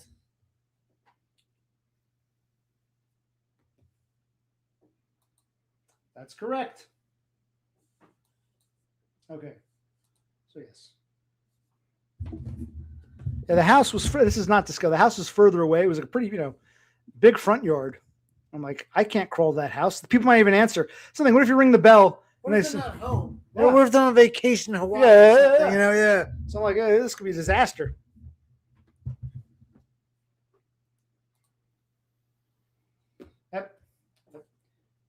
I mean, I guess it's this is when I tell my stories. Although I'm not happy about it, I'm kind of used to it. None of it surprised me. What I don't like is when people think, oh, you're crazy. Of course people would stop. No, we don't all have the same experiences in life. People might stop for you. The same people who stop for you might not stop for me. So it's like, oh, he's a nice person. He stopped for me when it was my accident. Doesn't mean he'd stop for everybody. Just because he was nice with you doesn't mean he's not consistent in behavior. So don't just say he's a nice guy. He stopped for me. No one else did. He must be a nice guy. No, because he himself might not stop it for someone else. So it's not everyone's consistent in their behavior. That is correct. That is correct. No one even really slowed down. It's not like they were like, slowing down. Look, people just kept driving along. They could clearly see the car and the wreck was close enough to the road and the tracks and the stuff. They just kept driving. They didn't give a fuck. All right, thank you, but I don't want to repeat all myself. So you can go back and watch this because I don't feel like repeating how I ended up in this predicament. Let's show them. And the landlord and all this. We will continue my story. In the hospital for a fucking week, then finally released. You had to deal with the landlord by yourself. Sure Poor brother Click. Yeah, I know. And this fucker wants us out in March. But we'll talk about what I said to the landlord anyway. But the landlord knows. I said, well, the good news is I'm not lying. You can see I'm in a wheelchair with. He's well aware of this condition. The landlord knows what's going on. He's hoping for a speedy recovery, but from we understand that's like what 5-6 months. But we'll get to that. Don't you worry. I'll do a quick. Yeah, we don't know what it's like in Europe or Australia. Maybe people are nicer and they'd help them. But can any of you starlings chime in on that?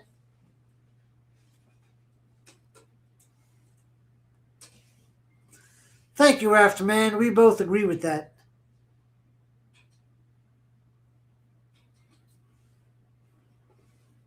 Yes, Rafterman. Rafterman, you're on the ball with some respects. It is too cold to move right now. We need warmer weather. And yes, we need more time for him to heal. You're correct. How's it coming back? There he is in all of his wheelchair glory.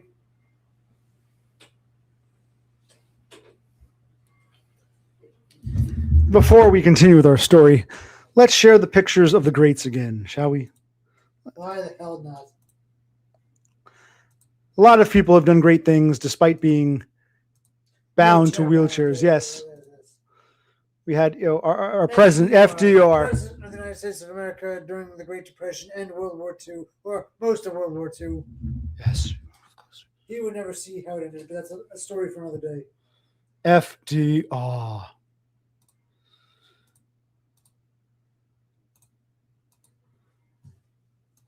If like my lungs collapse, maybe they'll give me a computer box, just like the late great Stephen Hawking. He's a very smart man. Yes. Look what he accomplished. I'm trying to give you the blue pill, positive, happy spin here. Look what he accomplished. I always wondered. Part of me thought he was just a fucking puppet. He's just like mentally retarded, and his handlers just decided. But hey, that's something to think about. I always thought, it's like they magically had that technology in the 1980s when we really don't even have it today. It's like, how is something from the past better than something from the future? You know what I mean? Like from right now, yeah. You're telling me with a pinky and an eye, he could write books and yeah. Even if he still had his mind intact. But it's not a hero. Hey, we recognize him as a hero. So him and FDR and this dude is my heroes. Look at this. Oh man, he did phenomenal work for this world. He did, and they went after him. The fucking normie pigs. Yes, they tried to kill him. They failed. I've had people try to kill me, so it's kind of Yeah, I know. Yes, Mr. Larry Flint, Hustler magazine. Oh yeah. And then, to a somewhat lesser extent, no lesser extent. This man is great this too. entertainer. Even if he did all this shit before he ended up wheelchair bound, we're still gonna recognize. Guys, you gotta watch Clue. You gotta watch Rocky Horror Picture Show. See this man. Yes, this is right here. See this man as he was. Don't get strung out by the way he looks. Don't judge a book by its And, cover. He's not a lot of man, but a whole lot of gay. yes, I mean FDR, Hawking, Flint, they're all dead. Cody is still with us. Yes. He's the survivor chairman. Exactly. Yes. So as far as the living go, me and Tim Curry are the two greatest in wheelchairs. Okay. So where were we? Yeah, so he was in the hospital. Landlord came over. I cleaned up the house to the best of my ability. He wants us out by the end of March. And so he comes home. Hold on. Michael Remy was there the day the earth stood still, and he told us where we stand. And Flash Gordon was there in silver underwear. Claude Rains was the invisible. You know, they used to show that movie every Halloween. They stopped doing it. Yeah, no. I actually don't care for the movie itself, but I like the songs up until I like what's his name. Tim Curry comes down, he sings his Sweet Trans. After that, I lose interest. I don't like the movie, but I like the music, the first half. I like Late Night Double Feature Picture Show. And I like there's one thing I have one thing to say, and that's damn it, Janet. And I don't usually like musicals, but I do like the intro song, Janet. One thing to say, and that's damage. And I like Let's Do the Time Warp again. And I like that Sweet from Trans. So I like I like the soundtrack. The soundtrack to the first half, side A of the Rocky Horror Picture Show. The second half, the movie sucks. The acting sucks. The plot is shit. The second half of the soundtrack sucks. But I do like side A of the Rocky Horror Picture soundtrack. Yeah, so if you Starlings ever watched the movie, so from when the movie begins up until the point where Tim Curry goes up the elevator is good. It's good music. When the time warp ends and he does his little sweet transvestite thing, he goes up the elevator. That's basically all you need. Yes. After that, it gets kind of dull. But I give him credit because I do give him credit. I think Barry Bostwick and Susan Sarandon were decent. They're not known for their singing. They were decent singers. Curry just sounds like Tim Curry. But the first half, the music was well written. Why am I babbling about this shit? Well, because he and I are great men in wheelchairs. Okay. All right. So, I like Meatloaf, but his role in that movie, meh. I mean, I'll have to watch it again. So I haven't seen it in years, but I just remember the second half soundtrack was like, meh. I really liked everything up through and including Transylvania. Fine, I'll go back and listen. Fine. I'll listen to the whole soundtrack start to finish. My fault. Excuse me. Science fiction double feature. Dr. X will build a creature. See Brad and Janet fighting. At the late night double feature picture show. I like that. The music, the first half was catchy. Anyway, so my landlord sent me remember, I switched my SIM card to this phone. This phone sucks, but I lost a lot of my contacts because I never save it to the SIM card. I just save it to the phone. So I lost a lot of my contacts, but I had the landlord's number written down. So I was able to contact him. And he sent me something if I can find it. Hold on. I'll look it up. Because now so yes, I paid so hospital for a week. They still sent me a fucking ticket. I paid it just to get rid of it because I don't need a fucking summons for my arrest. Let's see here.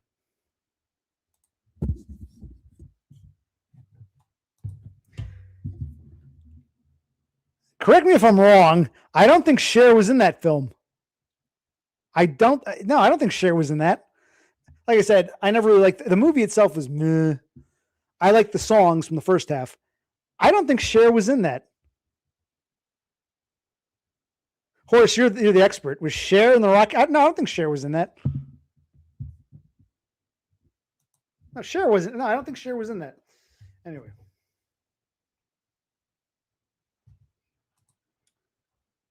Maybe he doesn't know who Cher is. Okay. So my landlord came when I was in the hospital. He saw my brother. I sent him photos. My brother explained what happened. He knows I'm injured. He wrote back to me right around the time I was getting out of the hospital. He wrote to me and he writes, "Dear OC, we hope you are recovering well and wish you a smooth and full recovery." Oh, I'm reading with the fucking asshole landlord sentence. Yes. This is like right after I got out of the hospital, right? Yeah, I know. Yeah. So he knows, the landlord knows, he saw the pictures, he knows I'm fucked up. Okay. And he is aware that our parents have moved out. Yeah, he knows the whole story. And even before this happened, even before the accident or I left work that night, I had told my brother, like you said, we can't move out in winter. That's not enough time. You can't contact us in November and expect us to be out by like February or March. It's fucked up.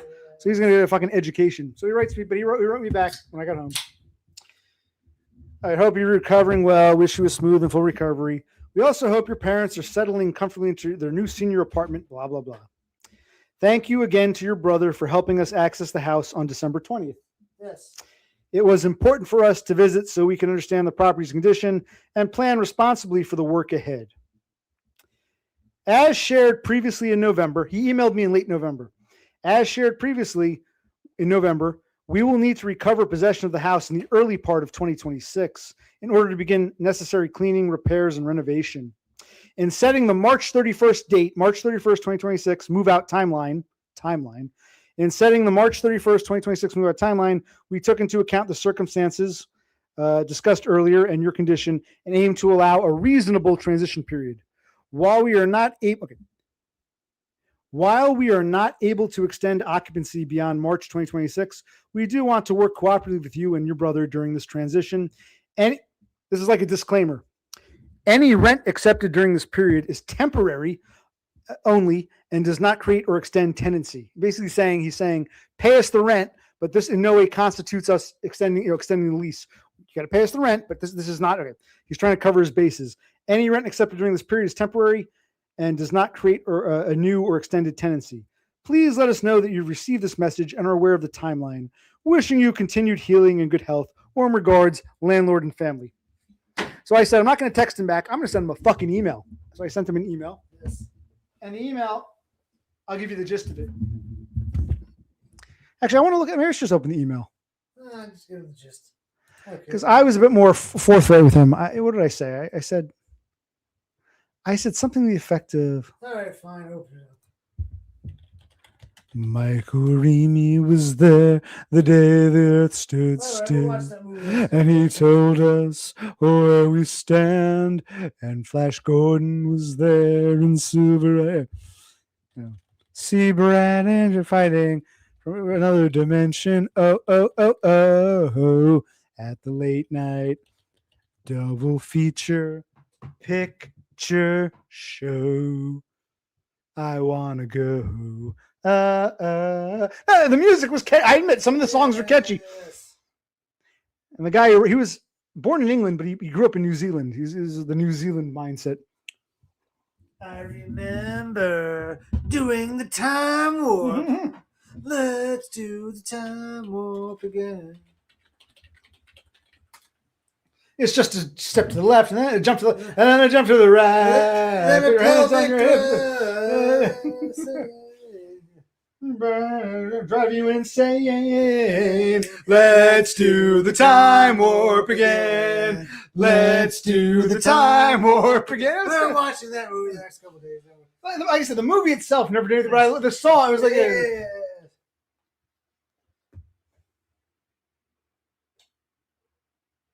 They send me a text. Because I haven't logged in my email for so long, they want me to verify who I am because I was in the hospital.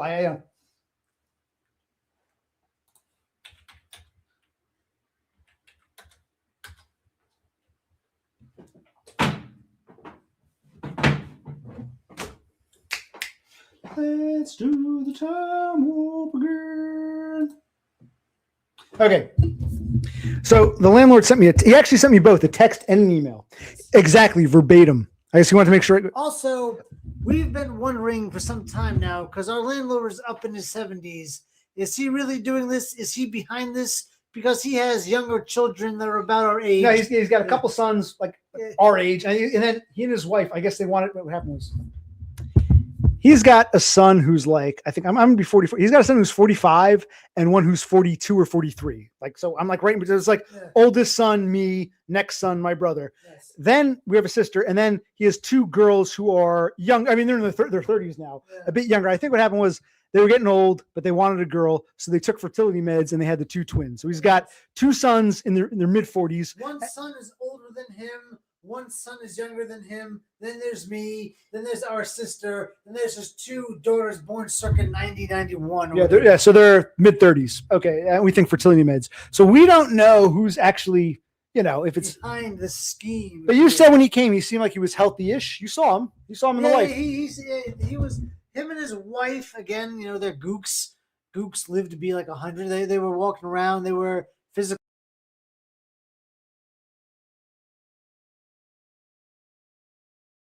Whatever. Oh, did we lose power? No. What would you say about they came over? What happened? I wasn't here. They seem healthy. They seem retarded. No, what happened? Tell me about the husband. They seemed healthy. The husband is I guess they both in the house. It's me dealing with the fucking husband. What happened? Did he seem retarded? Did he seem sick? No, he seemed fine. What about the wife? She also seemed fine. Standoff? Tell me. I wasn't here. No, okay, it's like pulling teeth. I had to yell at I'm not trying to be an asshole. I'm getting more to the story than I got the first time. It's like an onion layer. Just keep it brief. How did he seem? Pleasant and engaging. He didn't say get the fuck out? No. Okay. What about the wife? Cold and distant. Okay. So you were dealing most with the husband. Yes. But we suspect that the children who did not come, who we don't even fucking really know, the children might be pulling the strings. Right. Yeah. So even though we saw them to make nice, because I'm the landlord, here's my wife, the children you think are behind the whole move out now, cover our bases, put the legal clause of you got to be out by March. This is not an extension of the lease. Yeah. Yeah, I think someone else is behind it. I think that he's content to get his rent money every month. Well, I think they're getting too old. I thought they wanted to dump the house because it's going to be like, I thought the wife was afraid, like if the husband dies, she doesn't want to deal with all this shit. So she's the pressure to get him out now. Okay. Here, let me get my email. We'll get back to this. Hold on.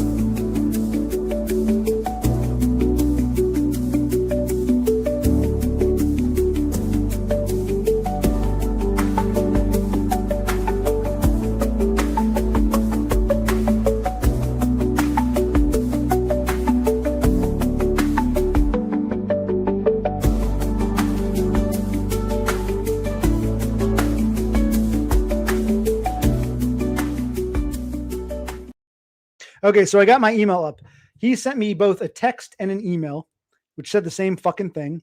And I wrote back to him, "Dear landlord and family, I was released from the hospital temporarily on Christmas Eve." It was actually the 22nd, right? Yeah. But I sent him this email on the 27th. So I was released from the hospital temporarily on Christmas Eve. I have an appointment this coming Monday, which we'll talk about next. Monday the 29th, to determine an appropriate date for surgery. We most certainly understand your desire to recover the house. As we expressed, we do not intend to live here forever and would like to move out soon. However, in order to move out, I will need to have 2 fully functioning legs. 2 fully functioning legs. Currently, I have none. I can move my legs, but I can't walk. I need 2 fully functioning legs. Currently, I have none. If I am lucky and I can receive surgery ASAP, then my legs should be healed by early April. I can then begin the process of moving out. I would like to counter with a move out date of June 30th. Remember, he's giving us March 30th, last day of March. It's 3 months, December, January, February, March. I'm saying 6 months, December, January, February, March, April, May, June. So I said, I would like to counter with a move out date of June 30th. If we can be out sooner, we certainly will be. But this is very short notice. This is very short notice. I need time to heal and subsequently empty the house. My brother and I will search for an apartment as I heal these coming months. As you intend to live here for several years, which I don't fully buy, I think he's bullshitting, but this is what he claims. As you intend to live here for several years, you will have ample time to make all of the necessary repairs. We also have to discuss the appliances my parents purchased, the fridge, the stove, the washer dryer. This house wasn't furnished with those. My parents bought them. We have to discuss You have ample time to make all the necessary repairs. We have to discuss the appliances my parents purchased, removal, parentheses, removal, or if you want them, and the fate of the security deposit from fucking 25 years ago. Oh, yeah, yeah. So I sent him this. And I wish he had told me back in November. Had I known he wanted to live here, even if it's a bluff, had he told me this earlier, I wouldn't have been as stressed about cleaning. I'd say, fine, you want to live here?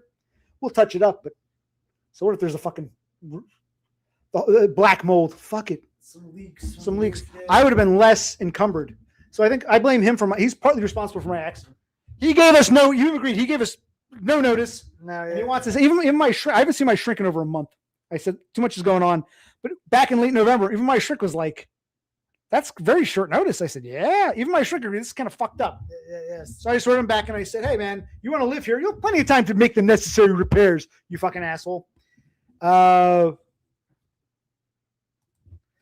Ask DUM and Denmark guy. Ask DUM and Denmark guy. Or go back and watch. I think it's in my bedroom on the wall. They claimed it looked like black mold. It's a leak in the roof.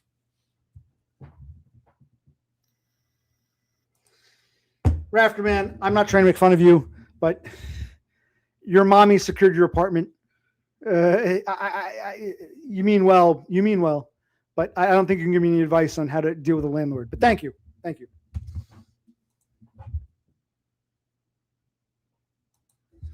Like he's a starling. He flies in, he flies out. Not every starling comes every stream. No, JT, this is not Eviction Saga. This is, partly Eviction Saga. If you were paying attention, go back and watch. You got an hour and 45 minutes of fun, JT. This is that troll. I forgot about him. Yes, JT. No, this is FDR. Let me show the pictures again. This is Great Men in Wheelchairs stream. Yes. Great Men in Wheelchairs.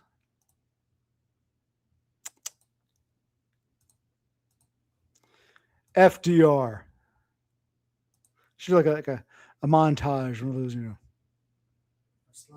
Slideshow, yes. Stephen Hawking.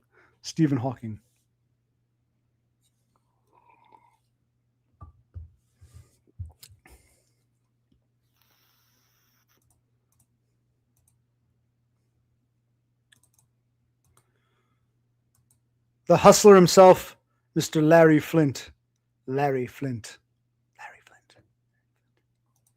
And although he was great before, he is still great. Mr. Tim Curry.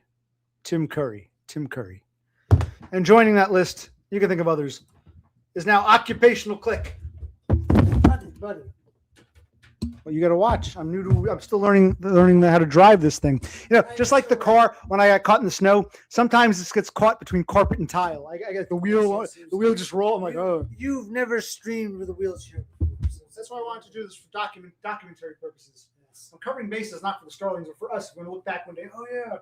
Yes. These are home videos. 10 to these idiots. All right, then. What's going on, everybody? What's happened to Todd? He also disappeared. Click on it. Click on whatever comment you're reading. Click on it. Okay. That's a damn good question. I checked up on his channel. Oh, we got to talk about him next.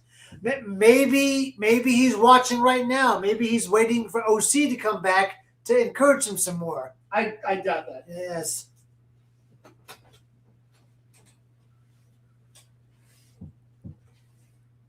Yes, Raptor Man, the governor of Texas, is also in a wheelchair. Good for him. Oh, Abbott? Todd is easily tired of us. Yes, he is. He gets tired quite easily. What's an MRA? I don't know. Whatever, it doesn't matter. Okay. A type of MRI that looks specifically at the body's blood vessels. Wonderful. I think this was looking more at the bones. Oh, Metin. Oh, wait. Oh, yeah, no. With Todd, I remember there's some old guy, older than us, guy probably in his, From Canada? I think he's definitely 50 plus, probably 60 plus. Knows nothing about Todd. I saw some of that. It seemed like Todd was right about that guy. He's on a soapbox. He thinks he's going to change the world. It's like, it's almost sad that a guy that old lacks like the wisdom and wherewithal, or he's trying to cope. Yeah, that Canadian guy, whatever his name is. Yeah. City Crusher. Yeah, I saw that, but this was before my accident. But anyway. I don't blame him. Todd Rafterman says Todd isn't in the mood, I guess. I don't blame him. I know, exactly. Because there's a lot of lake effect ice and snow up where he is. So he's frozen shut in his domicile. So yes, anyway, he had his accident. He was in the hospital for like a week. The fucking pig offered me issued me a summons. Yes. My clothes were all torn up. Landlord wants us out. I'm fighting the landlord. He didn't get back to me. That's the thing. He said in his email, "Please make sure you got this." Okay. I responded to him. He hasn't responded. Yeah. And but here's the thing. If he wants to take legal action, because he wants me out last day of March. Call it April 1st. 3 months. April. I counter with July 1st, 6 months. If you were to take legal action, by the time he even got a lawyer and got things set up, it would be like well into summer. He's a fucking idiot. I think we threw him for a curve. Yeah. Unless he's planning something sinister, I think he doesn't know how to respond. Don't worry, we're going to pay the rent day after New Year's, and I'll contact him again and say, "Did you get my email?" Exactly. We need to hear from him. And we also need a plan. We need to do something. We start applying for a part, but I get my temporary. Yes. They cut up my pants and my sneakers. Yes. And his hoodie. And his socks. And everything that he loved dearly. I love this hoodie. Yes. I guess I can say this is a beautiful hoodie. It was once. Oh, it's like a jacket, but it's not a jacket. They could have slipped these off. They're like, slippery. Yeah, I know. They just wanted to cut them up. Fucking assholes. Yes. The accident didn't destroy them. The fucking heroes did. Yeah.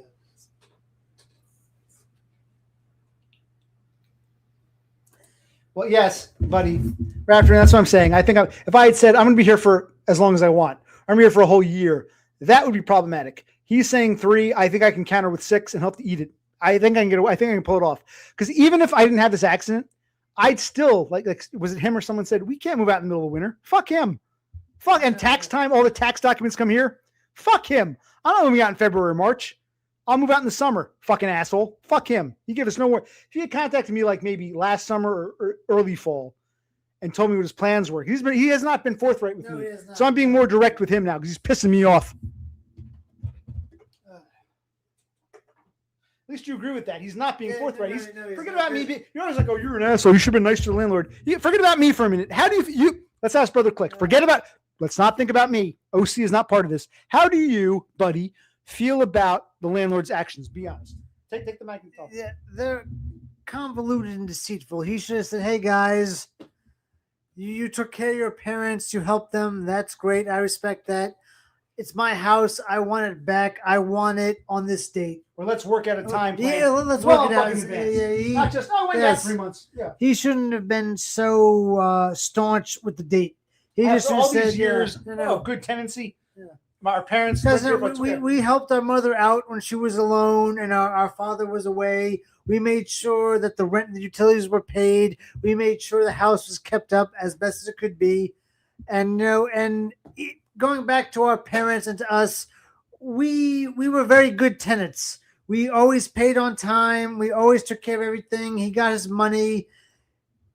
We did what we needed to do. Now we need a little bit of help. We need a little more time. Just say, okay, I want the house back. We know you want the house back. We don't want to be here, but we're just here now.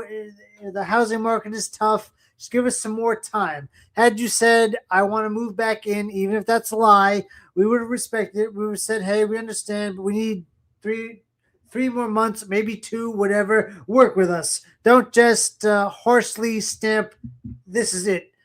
Just be more flexible. And it's not really crazy because like I said, the guy never lived here. This is always just a rental property for him. It was his like secondary side job, side hustle. And it worked out for him. Now he's like, go fuck yourself. Yeah.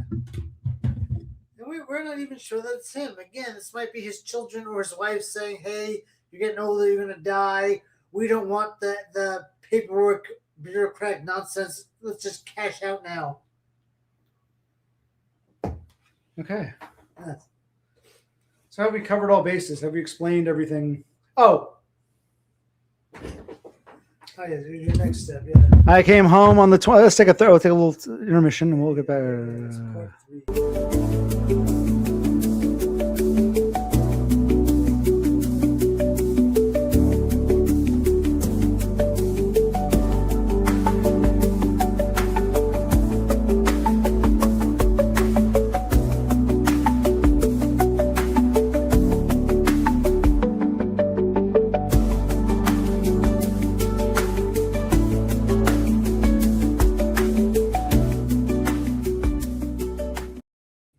Well, if like they raise the rent and you can't afford it, a lot of people have no choice but to move somewhere cheaper.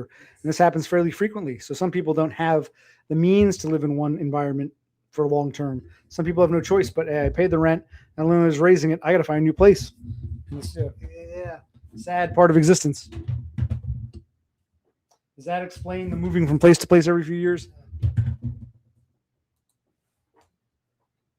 Some of these people, they're not necessarily nomadic by choice. Yeah, they have to be. They have to be. It's not a choice. They're nomadic, but because they're forced to be. Circumstance. Yes.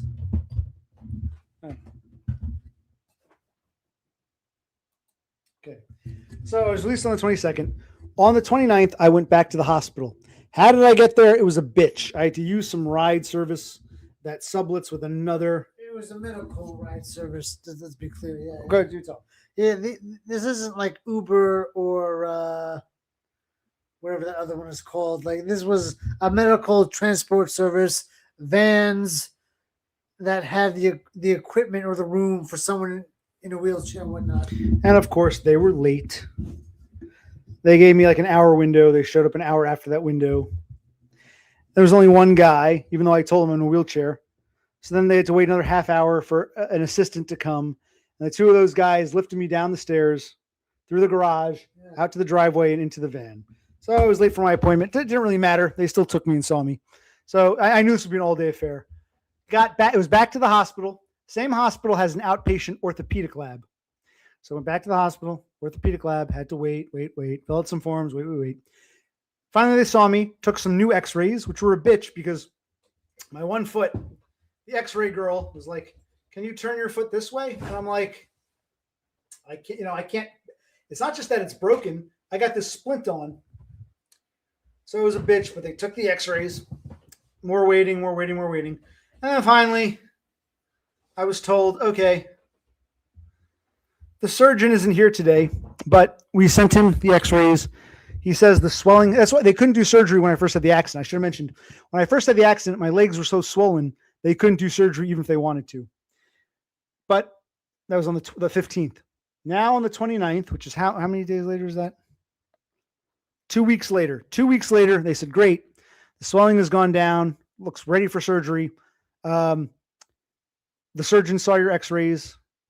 He'll be in next week. So come back in 1 week's time, which I got to remember. I tried to do it today. The place was closed. I got to schedule a ride for next week. Okay. So next Monday, I go in for surgery. I'm going to ask the doctor what it entails, encompasses. But the assistants that I spoke to said, oh, screws and plates in your legs. No bone fusion, which is good, but screws and plates in your feet. And they'll heal over, hopefully. But I'll spend the rest of my life, when I'm dead, my skeleton will have some metal screws and plates. Okay, so next week is surgery. Okay, that's Monday the 5th. So Monday the 15th, hospital. Accident, hospital, the 15th. Monday the 22nd, 1 week later, sent home. Monday the 29th, 2 weeks after the accident, went to this place. It was a bitch getting there and a bitch getting home. I had to call the place back. They didn't answer. They sublet the rides to other medical companies. It was accident on the 15th, released a week later. 2 weeks later, went back for a pre-op, pre-surgery follow-up. All looks good. And then 3 weeks after my accident on the 5th, I should get my, they told me we do both feet and legs at the same time. So I will get my metal, my heavy metal. And I said, is it going to affect the way I walk? No. The way I stand, no.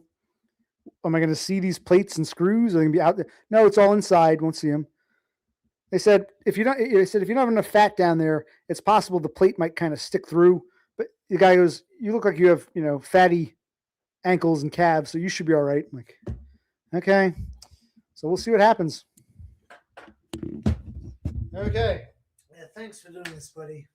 This really helps us out. Well, it might. It might. I mean, if it gets you neat bucks faster, okay. There's still Well, that. not just the neat bucks. The landlord. Oh, okay. Yeah, there's that too. I'm injured.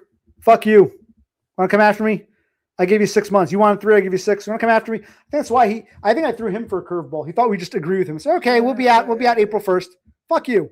He was unaware of the issues at hand. You even said this might actually be the one good thing is that The advantage will get us more time. I can't deny being crippled.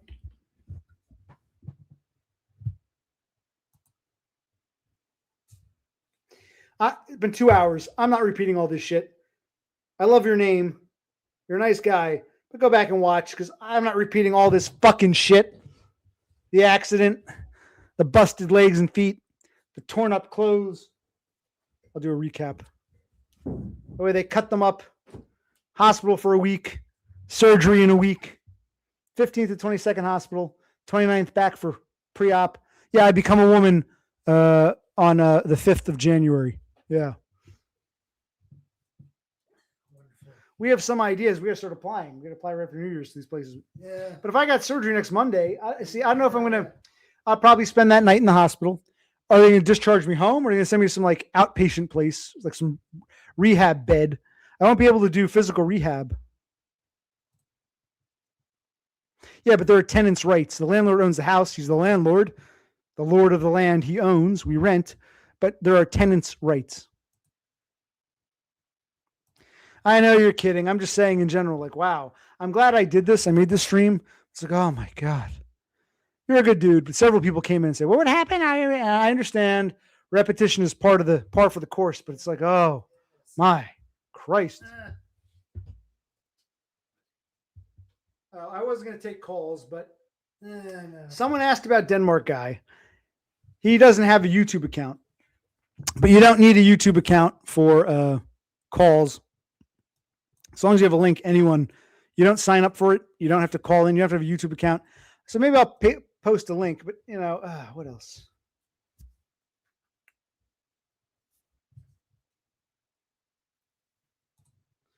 That's absolutely true. I'll post. I don't really want to take calls, but I'll post there just in case. Or do we end it soon? I do want one more beer. That's part of it. You got to go to bed. Well, it's not. Yeah. You're not off until fucking Friday. Go recycle, get a beer. I'll leave this up. If no one wants to come on, that's fine. Because you see who your real friends are when you disappear and no one contacts you. But I'm a Spurg. What should I expect? Oh, well.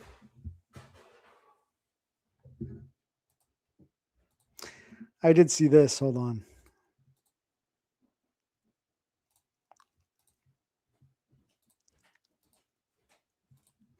I noticed this gentleman streamed.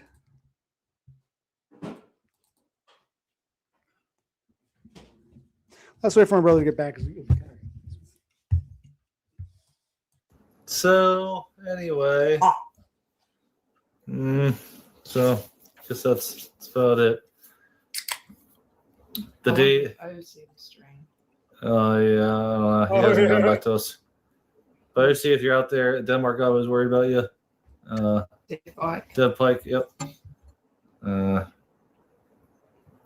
hopefully you had a good Christmas. Oh, it was a wonderful Christmas. Yes. Oh my God. Anyway, all right. So I guess thank you to Danny and Denmark guy for your concern. Neither of them are here now. I don't think they can always go back and watch the stream if they care so much. So thank you. Yes. Oh yeah, we should address those. Oh yeah, oh him. Yeah, it's funny. The last time I spoke to that lovely pair in Australia, that was early December, late November, early December. They were upset with me. Hey boyo, you think Todd's right when you say that Donna controls DUM? Well, yeah, Todd is right, but it's not necessarily a bad thing. I've been saying, we used to joke. He's a kept, like the dog, dumb as a kept being. That's what a kept being. That's what he needs. But they got upset, and I haven't heard from them. I hadn't heard from them since like December, early December, late November. So, all right, I gave up on them. And then they contact me only when I go missing, and people like Denmark Guy and Dan are like, where is he? You have his number. Okay, thanks for playing Messenger. I appreciate that. Danny and Denmark Guy, here's my story. Spend the 2 hours, and you can learn what happened to me, and we'll see how surgery goes. Yeah, I mean, I guess you can have a woman who keeps you under her thumb, or you can have no woman. So I guess having no woman is worse than having a woman. Do both my vapes. I sure do. Give me one. I don't think you're ready, buddy. You know, you switch. You take the mic and tell your point. I want to be. No. You took that, you bastard. So yeah. So anyway, you know what? You know, Dom has himself a woman, and they have a nice little life in Australia, and that's great. That's phenomenal. It's better than anything that we have. This guy has 2 broken feet and fractured ribs, and our fucking landlord's kicking us out. We're gonna be living in our cars. I don't have a car. Oh yeah, that's right. He doesn't even have a car. We're gonna live in my car. Fucking wonderful. So who cares? Don't take it so harsh. You know, it's funny.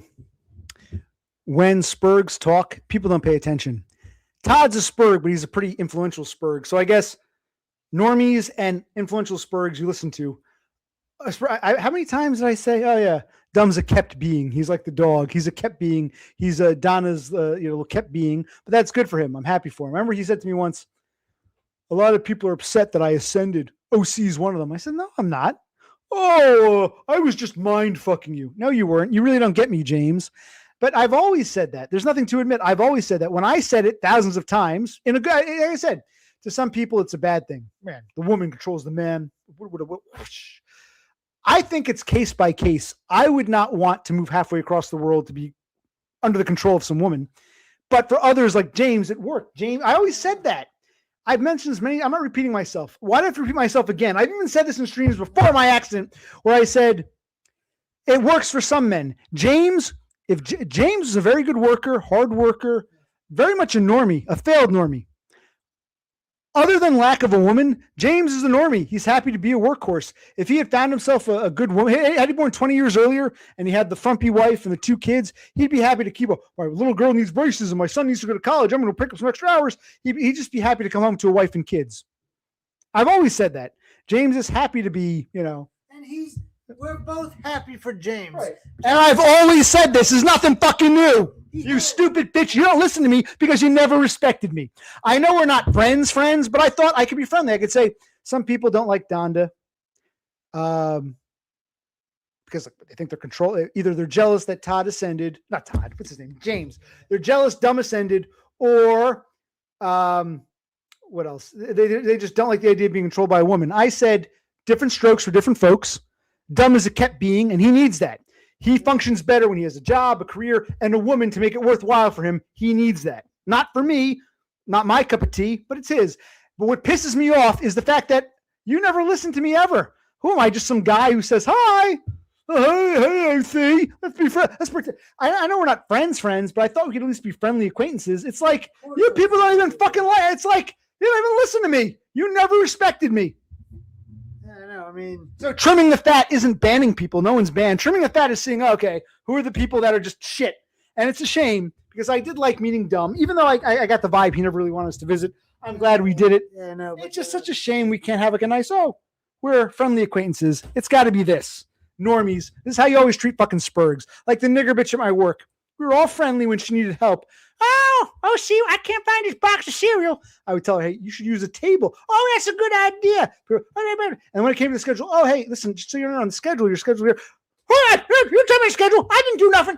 When she got like that, I'm like, go fuck yourself. Clearly, she's being nice for help. She wasn't really a nice person. And I guess I wasn't even trying to bust her. I was just trying to help her. Instead of saying thank you, she felt scared because she was doing something. She was calling out and pretending she followed the schedule. Yeah. Normies do this, and Spurgs like me fall for it because I don't know any better. I'm not even trying to be your friend. I was trying to be a friendly acquaintance, and I can't even have that because you normies, Christ. In fact, yeah.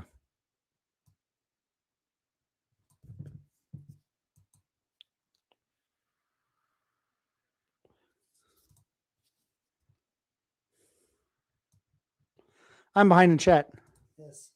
I'm the epitome of disrespect. Look in the mirror, pal. That's right. Boyo. Actually, it's funny because like I never use that term. It's not that the word bothers me. It's the context. Dumb and I never said, hey, boyo. But in his last, I should pull it back up. Did I close it? Shit. There was an episode of King of Queens where Kevin James gets upset and he says to his wife, what's her name? Rimini? Yeah, Leah Rimini. He goes, your father, what's his name? That was his name? Stiller. Jerry Stiller. Your father's a demented circus monkey. And he turns around and Stiller's right there. And he's like, shit, did he hear me or not? So then afterwards, he's like, huh, I'm not sure if you heard me or not. So let me assume he did, but I'll act as if I meant it in a good way. Hey, he goes, hey, you demented little circus monkey. I call everybody. He tried to, he was saying something nasty and then trying to pretend it was good. He tried to make a positive out of a negative. That's what I got to find. Let me pull up Dumb stream. That's what Dumb did in the last stream. Yeah, where's OC? Yeah, they're looking for you. Talk to the boyos. Like, demented little circus monkey. Yeah, talk to the boyos. And it's like, yeah, it's like just like King of Queens. Like, you fucking idiots. Christ.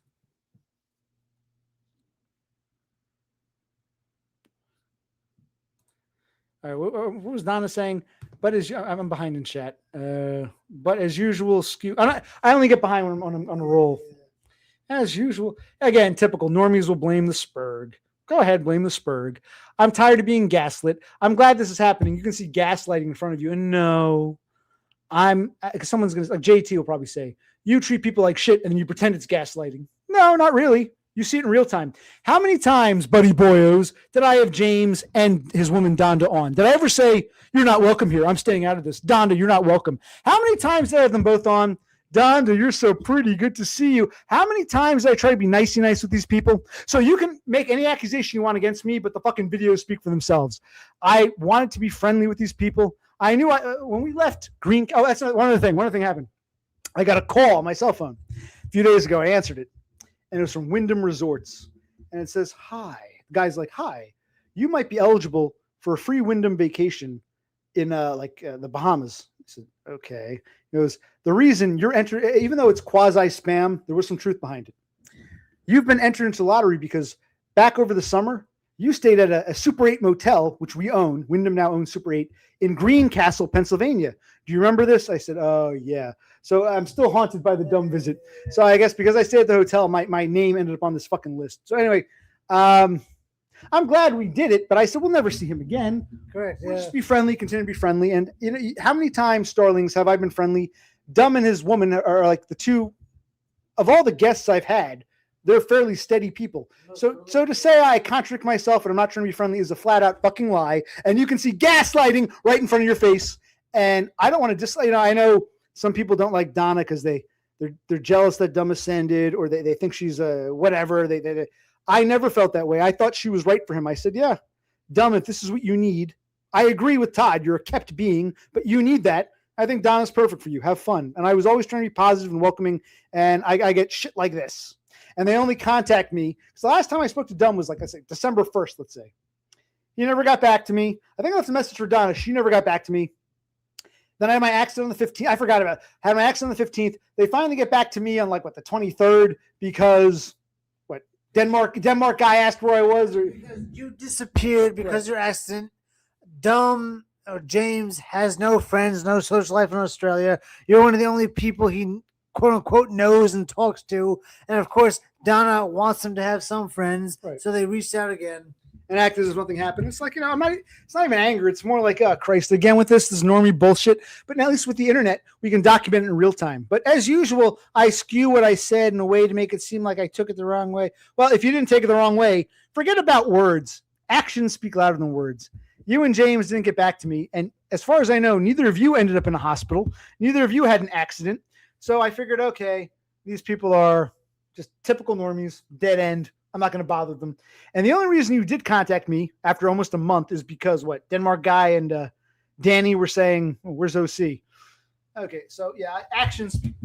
Well, this is where OC is, in a wheelchair with bounded legs. And I still made a point. Yeah. Turn the microphone towards us. I still made a point to try to come on and say, give a Christmas or New Year's address to the Starlings. So it's not even anger. It's more like disappointment, frustration. Typical normie behavior. Fine. When a nobody coffeehouse bullshit spurg talks, even though we're supposed to be friendly, you don't listen to me. You don't give a shit. When Todd the God speaks, Donna listens.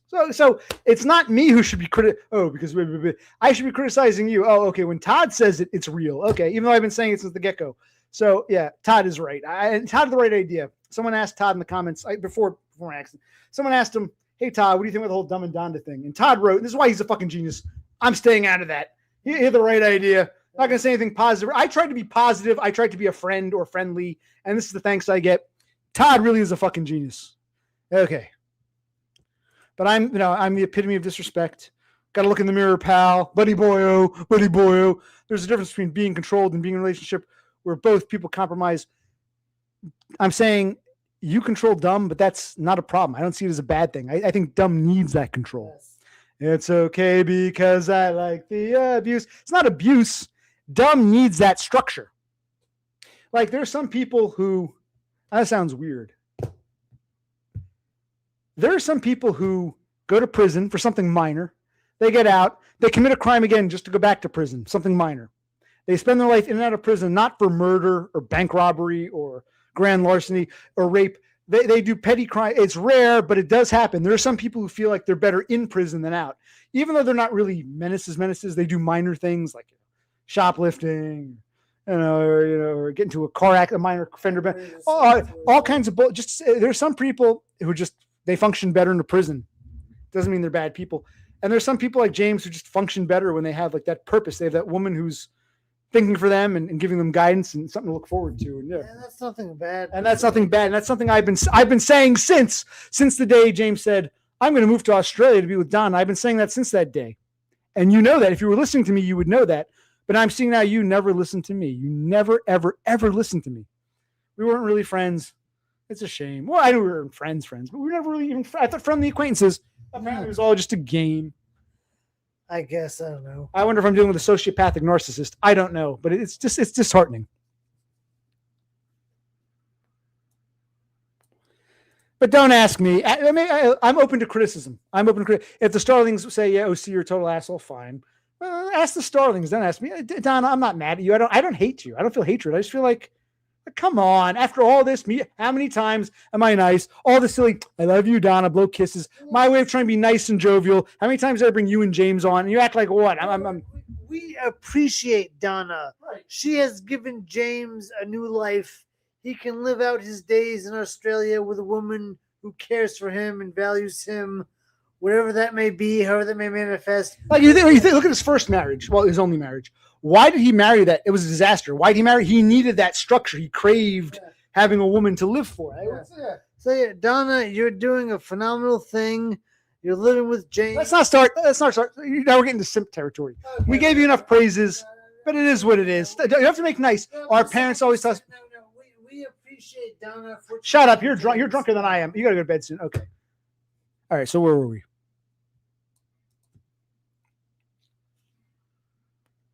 No, I don't understand because what I said is what I've always. What is it?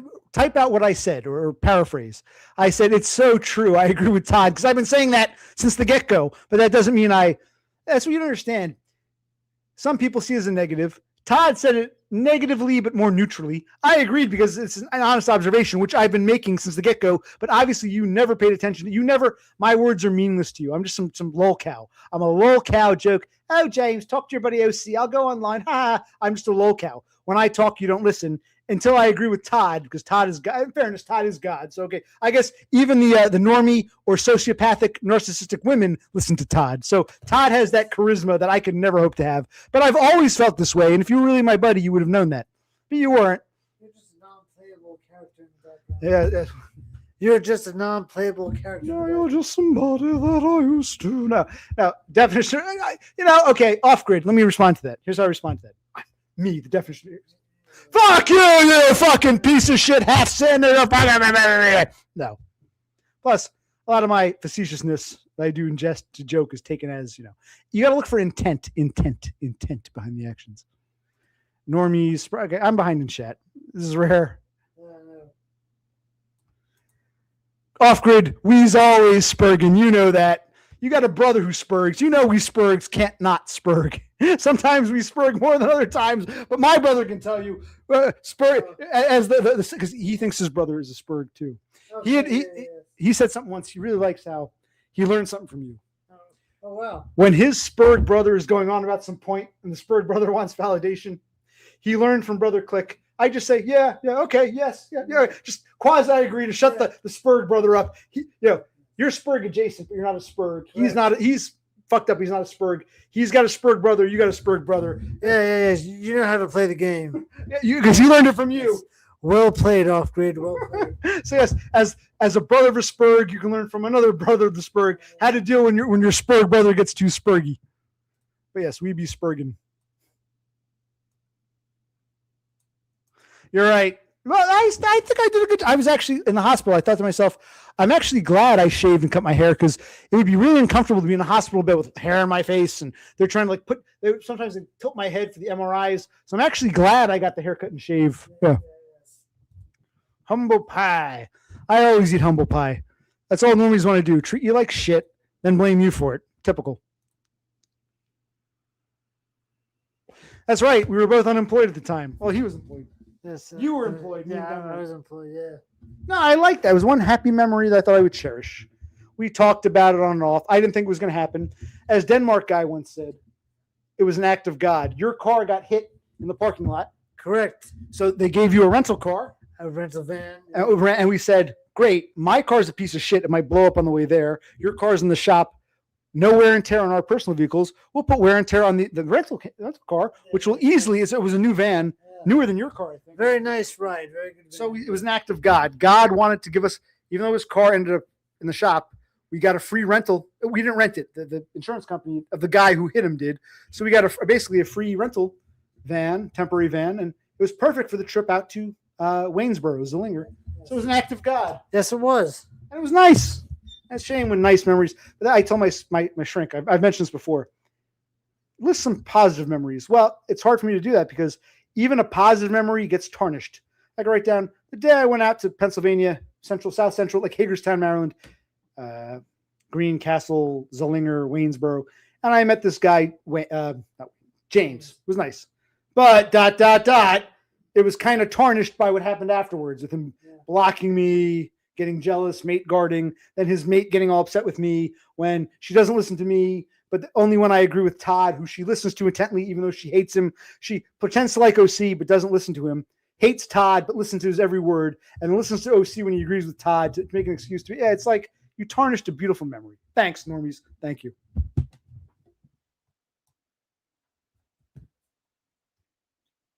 Let me just go to the end. Repeat yourself. Okay, I'm at the last comment now. None of us have a charisma. Okay, so where are we? Well, what I was saying, Endymion, is Todd doesn't have charisma in the wider world, but among our circle, in the land of the blind, the one-eyed man is king. Todd definitely has a charisma that even a normie bitch like Donna will listen to. Because she's with it. I was wondering to myself, what if it would be funny? It would be funny. James thinks Todd is going to come to Australia to be his best man. And I can see Donda. I can see her saying, oh, I know. Yeah, Todd is great. I met OC to be nice, but he's a fucking weirdo. But Todd is still great. Todd, if it wasn't for Todd, I wouldn't have streamed. I never would have met you, Donda. Todd is great. I wish he'd be my best man. I don't get it. And I can see Donda saying, it's okay, James. Maybe he'll come around, but he probably won't. You got to respect it. Let's say for shits and giggles, Todd calls him up and says, James, I changed my mind. I want to be the best man at your wedding. Give me my ticket. I'm coming to Sydney. Donna, guess what, Mommy? Guess what? Todd's coming to my wedding. How would Donna with her, hey, maybe he'll come around. He came around. How do you think Donna would react if that happened? I don't think she want Todd there. She would not want Todd there. James is too stupid to realize that. Not that it matters because it's a moot point. It's never going to happen. But hypothetically, if Todd said, I changed my mind, I want to come to Australia, I'll play nice, I'll be your best man, I'll do a dance with Donna. Dom would be tickled pink. Donna, look, I got a letter from Todd. Oh my God, isn't this great? Could you imagine? I'd love to hear Donda's response to that. She probably went away now. My God. Hey, it's good to be honest. This is Spurg honesty because I thought we were friendly-ish. You treat me like shit. Typical normie bullshit. Haven't heard from you. You only contact me like a month later because people are asking where is he. You don't give a fuck, and that's fine. If you don't give a fuck, just say I don't give a fuck. We'll get over it. I don't like fake pretend bullshit.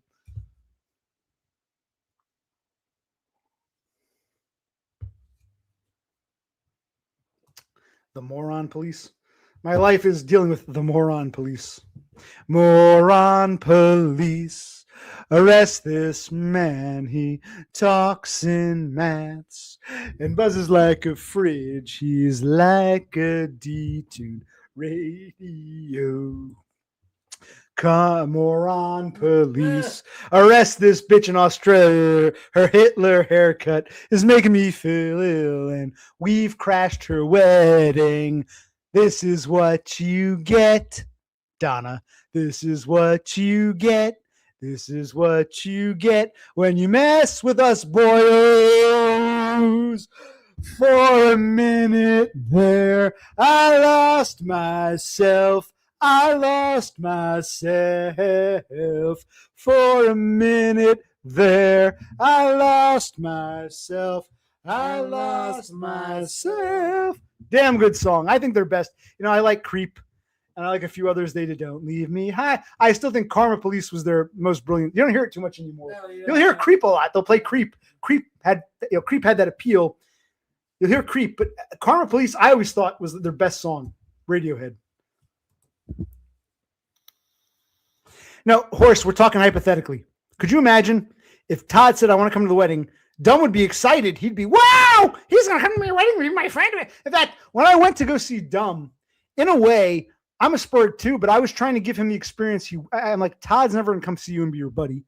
I could at least try to be buddy with you. I tried my best. Part of masking, I tried my best to be a buddy. I know in his heart of hearts, Dumb would have been tickled pink if Todd showed up and had a burger with him. If that had happened, Dumb would be hugging Todd. Yeah. Instead, he gets occupational click. You know, and I tried to do to him, give to him the experience that he'll never get with Todd. I tried to be buddy-ish. Dumb, you motherfucker. Yeah. So I tried to at least do that, and it still was. But the point is, if Todd said, "I've changed my mind, I want to be your best man," Dumb would be like, "Wow, this is great, right, Donna?" How do you think Donna would respond? All honesty is okay. You haven't been honest, Donna.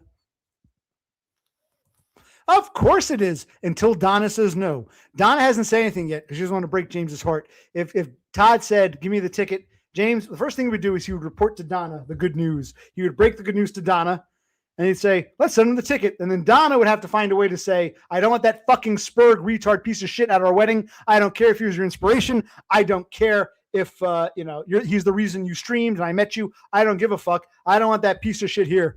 That's exactly what she would say. And then James would ultimately say, okay, Donna, but he'd be surprised. Okay, Donna, but I'm surprised. I thought you liked Todd. What's going on here? As dumb as a kept being. I've been saying this since the fucking get-go, but Todd says it now. It's real. Fair enough. I didn't get any honesty from you. Honesty, it's hardly ever heard. Mostly what I need from you, but it's all right.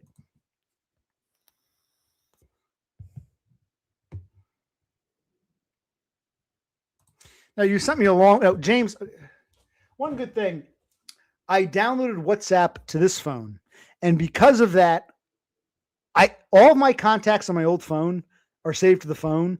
I'm not like if I plug it in, I can get stuff off the hard drive, but I don't know how to get like the contacts and stuff. But WhatsApp, I switched SIM cards, and WhatsApp recognized this phone, so I don't have the contacts, but the WhatsApp recognized the messages, and I don't know.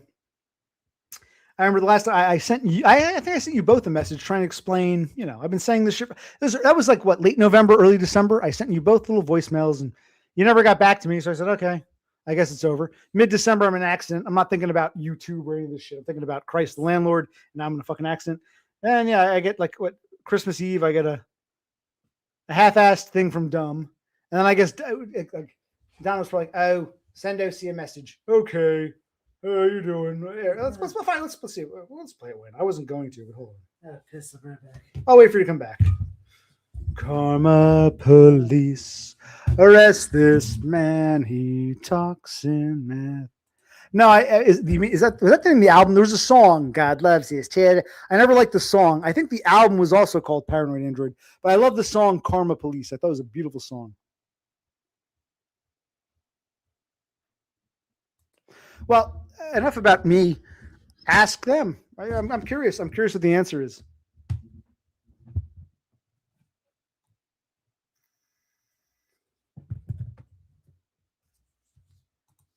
Yeah, which is a shame. It meant something to me, but I guess it meant nothing to you. And hey, it's okay.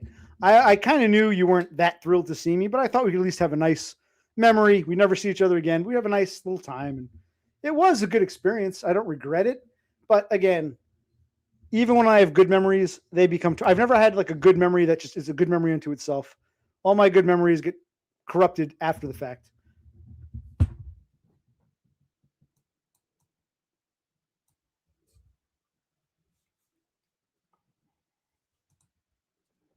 That's right. OK Computer is the album. I never liked Paranoid Android. I remember the music video was cartoon. It was a cartoon video. There were two dudes making out, God loves his children. No, I'm not really a Radiohead fan. I like Creep. I like the hits. Don't leave me high. Don't leave me dry. But I really loved Karma Police. I thought that song was beautiful. I remember I was like 17. I was junior in high school, 11th grade. I thought from the get-go, I thought that song was brilliant. And now 27 years later, whatever it is, I still think that's their best song. I always love that song. Karma police, arrest this man. He talks in math and buzzes like a fridge. He's like a DT. From the get-go, from its release, that song was brilliant. Wait, the one for Karma Police or the one for Paranoid Android? Because I think the video for Karma Police, was it the lead singer? A guy is running down the road trying not to get run over. And we see from the dashboard, like the driver, we see like a dash cam trying to run the. Well, good for the Swede cell. But no, I never liked that song. Just meh. For a minute there, I lost myself. I lost myself. For a minute there, I lost myself. I lost myself. No. That song was brilliant. I always love that song. The way the piano comes in. I love that song. Karma Police was. I remember heard on the radio when it was brand new music. I didn't buy the album, but that song was phenomenal. I always love that song. Yes, you know that I've sung it. Karma Police. All right, so where were we? Now, for me, it was more than a cheeseburger at that time. Now it's like, man. It was James.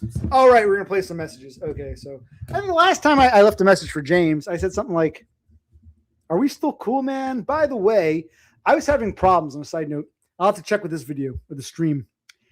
I'll do a video or a stream, and comments are public. Anyone can comment. And then it's like, it turns them off automatically, but not right away. It'll go like, I did a stream. I left comments on. Comments were on. A few hours later, James left a comment. No problem. Next day, 24 hours later, comments were disabled. So it's not instantaneous. It's like the comments are on. I leave them on. People can comment. And then at some point in the future, not right away, hours, if not a day or two later, YouTube decides, let's disable comments. And I have to manually turn them back on. I've had that happen. It's not like, because at first I was like, did I fuck up? Did I say no comments? But wait, James commented on my stream a few hours after. So clearly comments were on. YouTube chose to turn them off after the fact. Hours and hours, like 24 hours after the fact. So I asked him, you ever had that problem? Are you doing something wrong? He never got back to me. I left a message for Donna. She never got back to me. This is all like late November, early December. I hear from them, Christmas Eve. I'm like, it's been a month. I mean, were you in the hospital? Are you in a wheelchair? Is what I'm saying not true to any other parties listening?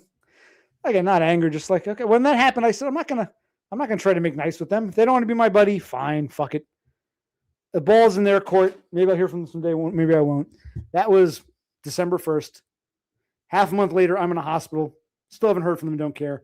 I finally hear from them at Christmas when I guess Danny and Dev Pike, neither of whom have my phone number, neither of whom, well, Denmark guy, he's all scared of being doxxed, so he uses some weird app. Yes. Danny probably messaged me on Discord, but I couldn't get on Discord. I realized it. So I guess these people. The next alternative was James. James, you have his phone number. What happened to OC? So I only heard from them because others put pressure on them. James and Donna had no desire to contact me. They didn't give a fuck. What does brother click thing? Because you're always criticizing me. So maybe, hey, bro, even though he's my brother, he's very critical of me. Sometimes we get in arguments. Go ahead. I've said it multiple times before. He gets under people's skin and he loves it. He loves that antagonizing stuff. So that's kind of what he's doing here. Yeah, I mean, James and Donna are a little distant. I'm not necessarily saying that that's bad or wrong, but, they have their own life to live, whatever. And there's just some weirdo in the United States doing his thing. So, they, whatever. But yeah, I mean, we don't need to pretend that this is some sort of deep, loving relationship. It's just a casual acquaintance. It's not even that. They actually see me as some weirdo burden. I don't see it that way. I think it's a casual, lightly friendly thing. Yes, James can be a little distant. He can, not respond, not talk, but he has life to live. What fair enough. But, and again, they didn't know about your accident and your issue. How could any of these starlings know that you're all messed up because of your stupid decisions? You got messed up and you went away. Yes, you did. This is all on you. You didn't have to have this accident. You could just stayed there and worked your shift. But fine, we'll talk about that some other time. But yeah, I mean, I don't think the two parties understand what the relationship is. It's not a lovey-dovey, oh, we care about each other thing, nor is it strangers on a train. It's a casual acquaintance. You can be friendly, you can be critical, you can upset each other, you can praise each other. I'm FDR. I'm a pretty damn good person. Yeah, okay, kind of that. But no, you need to understand the construct of what this relationship is. It's a casual friendship. There's a lot of cordiality, a lot of niceties.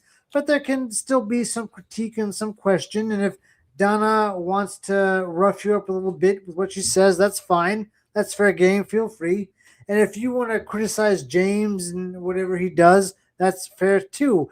But there shouldn't be a harsh distancing. There shouldn't be a shutoff.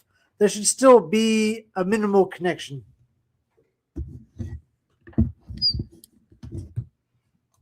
I am a victim. Yes. Look at me. I am a victim. Look at me. Do I deserve this? No.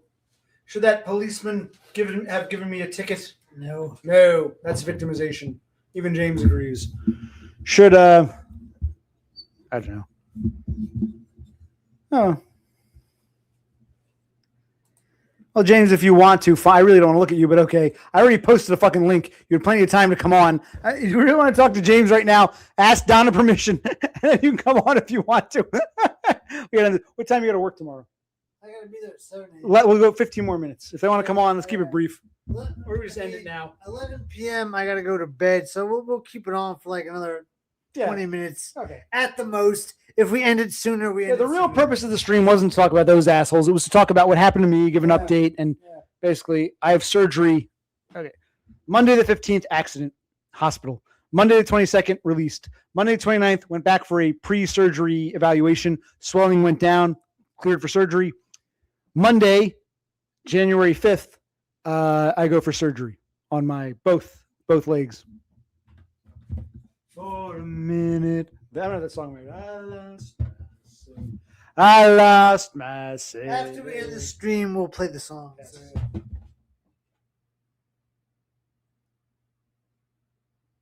Oh, wait a minute.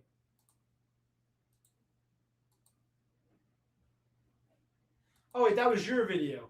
That's right. I was trying to. That's right. Okay. Did I not post a link? Hold on. I thought I had that.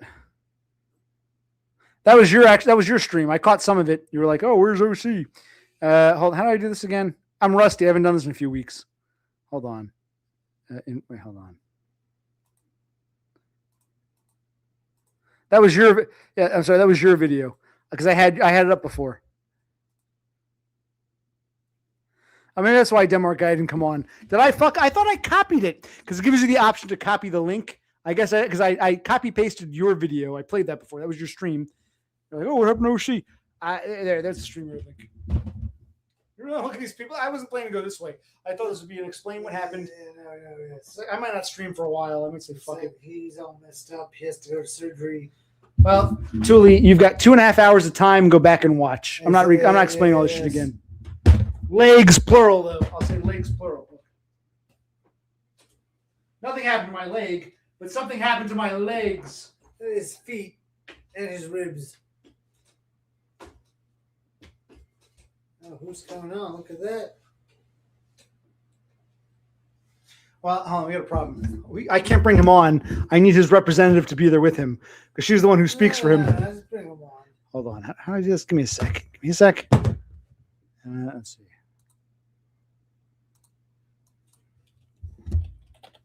In fact, I used to call him. Remember this?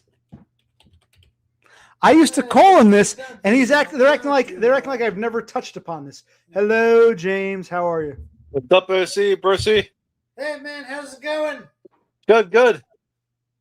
Okay. Yeah, I'm glad you're alive and well. Well enough. No, you're not, but okay, thank you. Yes. I did not wish ill upon you. I thought we were I friends. don't wish ill upon you either. So. And what I'm hearing is just breaking my little heart. Oh, no. Come on. Let's fix this before I go to bed. All right. Let's fix this. Yes. Fixed. Okay, we're good. No, we're not good yet. Now, look. When we ignored you, we were a little upset because you agreed with Todd. Okay? But we did eventually... Stop. Here's why I'm upset. I always agree with Todd. I was saying that stuff before Todd ever said it. I said it to you and Donna flat out. It's almost like you're not listening to me. You're upset that I agree with Todd, even though I was saying that shit before Todd. So when I say it, you don't listen. In one ear out the other. It's just OC. Who cares? He's a nobody. You only get upset when Todd says it, and I agree, even though I've been saying that long before. Yes, look to the side. Ask Todd. I've made this very clear. That's why I'm so pissed. You stop for a second and let me explain why I got upset with you. My name, Donda. Okay, I'll be polite. My name's not James. We better watch our tone there, buddy girl. I'm kidding. I Go didn't ahead. want to speak without you cutting me off. I make no promises. Whatever it is. Yep. Go ahead. Here's the antagonizing. I'm a fair person. Poke the bear. Yeah. Poke the bear. What I was upset about and why I was hurt was because I thought we were friends. And Todd, I have no relationship with Todd whatsoever. So whatever Todd says, it doesn't really affect me as much as it would you saying it and agreeing with it. Now, I have a problem with you saying, oh, yes, it's so true that she's controlling. I don't think I'm controlling at all. I have an opinion. I'm going to stick up for myself, but that doesn't make me controlling in any way. And so you saying, oh, like, you would muck around saying Donda's bitch about James or James is a kept man, blah, blah, blah. I thought it's all tongue-in-cheek, like just muck around banter as friends do. But then when Todd says it and he doesn't know me and he doesn't really know us, really, and that's no offense to Todd. I'm not having a go at him either. Well, he just doesn't know us or me. But you do. I've spent more time speaking with you than anybody. I gave you my number. I've got your number. We text back and forth sometimes, send each other voice messages. I don't do that with everybody. And so when I hear you then agree that saying that I'm controlling and not in a muck around way, then I was like, oh, shit, is that what he really thinks? Is that what he really thinks of me? Well, yeah, and also I felt like, is he my friend or was this just all bullshit? And so I was very hurt and I wanted to text you back straight away when you sent the voice message. But I didn't know what to say. And I was a bit emotional about it, and I didn't want to, I wanted to rationalize in my head, Sometimes it's better not to say anything and have a cool down period. But I watched your video with the snow, and I wanted to comment on that too. And then I was thinking, I wonder how you are because you haven't live streamed, haven't heard anything. And I kept asking James, have you heard from OC? Have you heard from OC? I think he's really angry at me now because I haven't responded.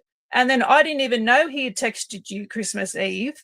I said to him, did you text OC for Christmas? And he said, yeah. And I went, oh, good. Okay, I'm going to text him now because I feel like I want to say Merry Christmas to you, see how you were. And I sent a long message, and then I knew you were peed off because you didn't get back to me. I thought, well, that's fair enough because I had ignored you for a while, but I thought, that's fine. We'll get back to where we were, whatever. And, but I need you to understand I was hurt by you thinking that I'm controlling. And for me, controlling is a really bad thing. Like, I'm telling him, you can only say this and you've got to be friends with OC. I never told him to be friends with you. And in fact, I've always wanted to say this, that remember when you asked me to tell James that you and Bro C had always wanted the best for him.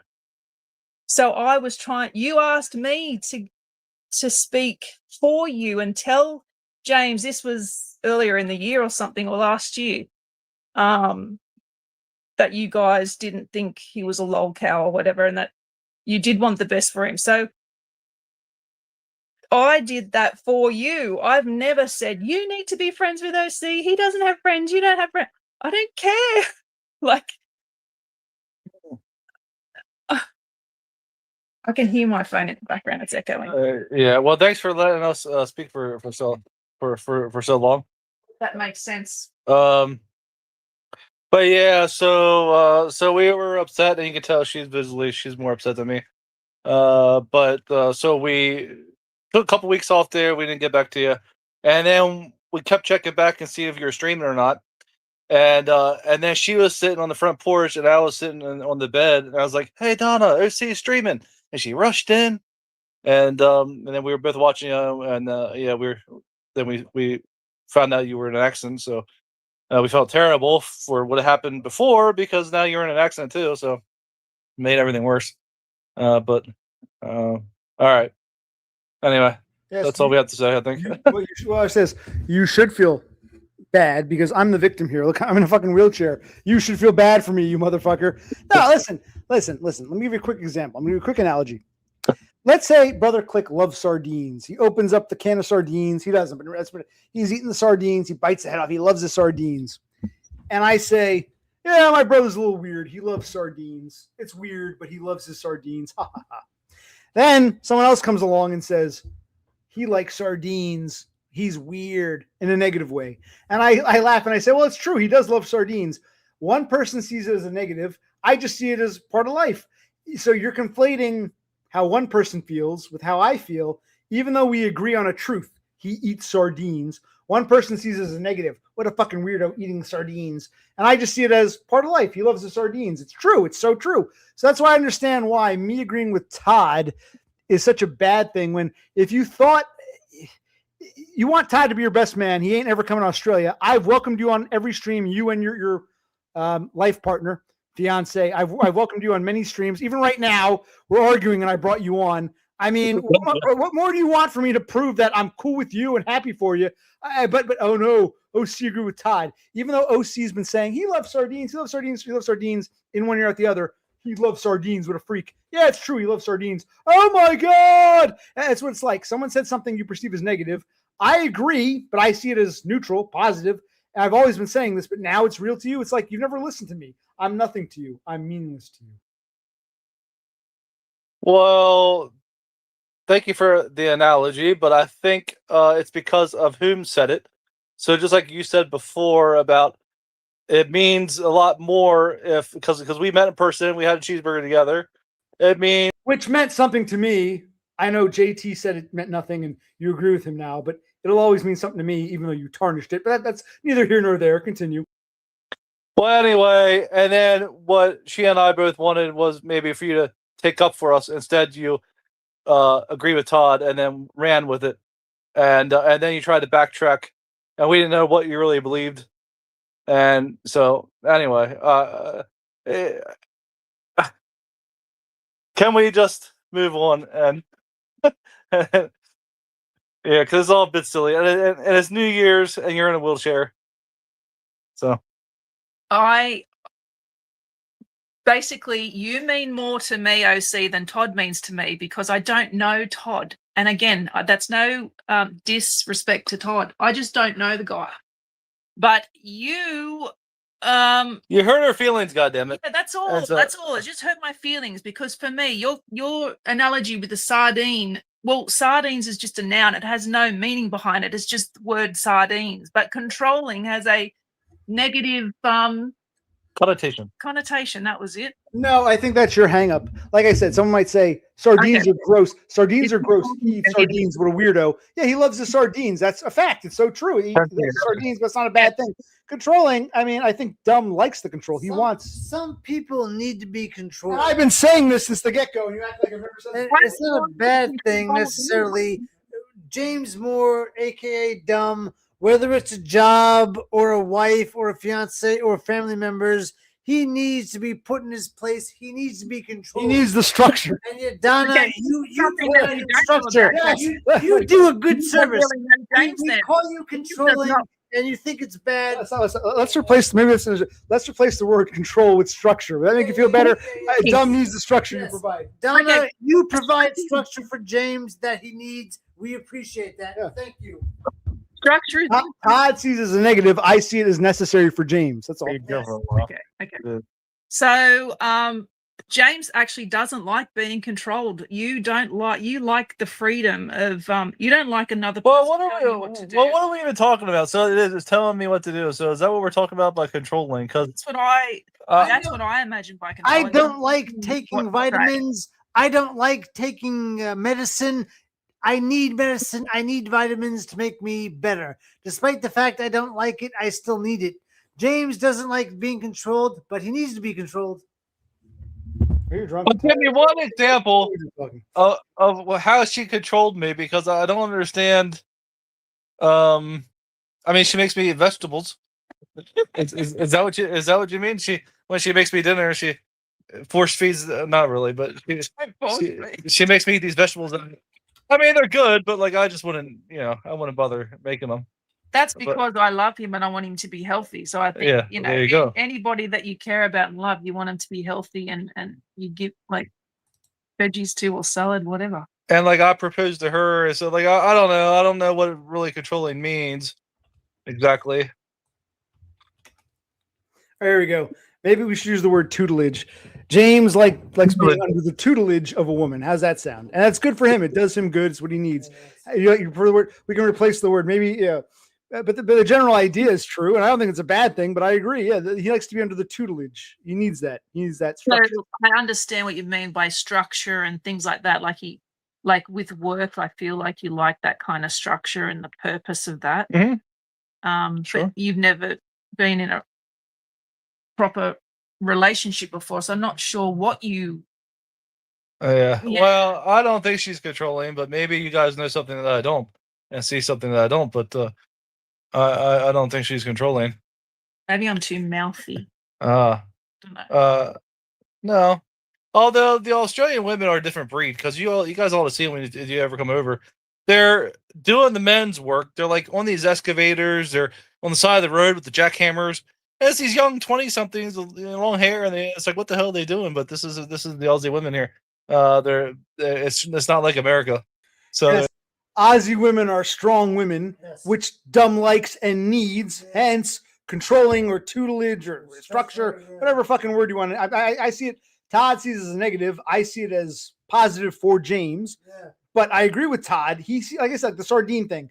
You eat sardines, you're a fucking freak. He loves the sardines. I don't think he's a freak, but I agree. He loves sardines. Same concept. How many times have I explained this shit to you? But I think James likes demure women and more the epitome of a feminine, being a little bit more submissive and stuff. Yeah, like from Bewitched. Elizabeth Monk. So you seem to think that controlling means you're masculine. That's not true. And that's not even what Todd said. Todd said, men go with what the pussy tells them to do, which is what James needs. Doesn't mean the woman is masculine per se, but there's definitely that element there. No, I agree with that. So I don't know, but anyway, whatever. So that's why we were upset. Oh, you got to answer my question. I have a question for Donna. Hypothetically, well, both of you, but more so Donna, because she's the one in charge here. Hypothetically, hypothetically, if Todd changed his mind and said, "Yeah, I want to come to your wedding. Give me the ticket. I'm coming." How would you feel about that? Like you said, you didn't even know the guy, and you seem upset with what he said. You seem upset with me, someone you do kind of know, for agreeing with him. How would you feel if he changed his mind and wanted to come to your wedding? Be honest. How would you feel? If he wanted to come to the wedding, that would be fine by me. But I don't think he'd ever want to be. I don't think he'd ever want to come to the wedding. We know it's never going to happen. So I'm asking you to be honest. In an alternate universe, Todd changes his mind, says, "Dumb, I want to come to your wedding." How would you feel about that? Because you've already said you don't know the guy, and you're upset that he called you controlling. You're upset with me for agreeing with him. I was upset with you agreeing with him, with Todd thinking that I was controlling. For not taking up for us, basically. Yeah, I thought, well, Todd doesn't know. Todd doesn't know. And we don't even know if we were whom Todd was speaking of. We just assume. But it might not have even been us. And when I agree with Todd, I might not have been talking about you. I might have been talking about another couple. You assumed I was talking about you. Okay, that's a lie. I think you're talking about you, and I agree with him. But yeah. I think he's talking about me, about you. But again, he says something like, "We all know a recent example." I thought it was fucking funny. To me, that's hilarious. That's why I started watching. I know you thought it was funny, and Lone Hiker and Born Sleepy thought it was funny. But because I have more of a relationship, friendship with you, and was excited about coming over to Jersey or wherever we're going to meet, I wanted to send you some Aussie chocolates and stuff. So wanted to know your address. Not that I'm going to stalk you. I was hurt by what you agreed with, because I thought we were mates, which I hope we still are. And that's when you say, "Hey, look, man, I thought we were mates. I'm a little upset. Let's talk it out. Let's figure out." That's how my mind works. Maybe I don't know if it's a Spurg thing or so. You think, okay, I get along like the nigger bitch at work. I thought we got along, and she did a 180.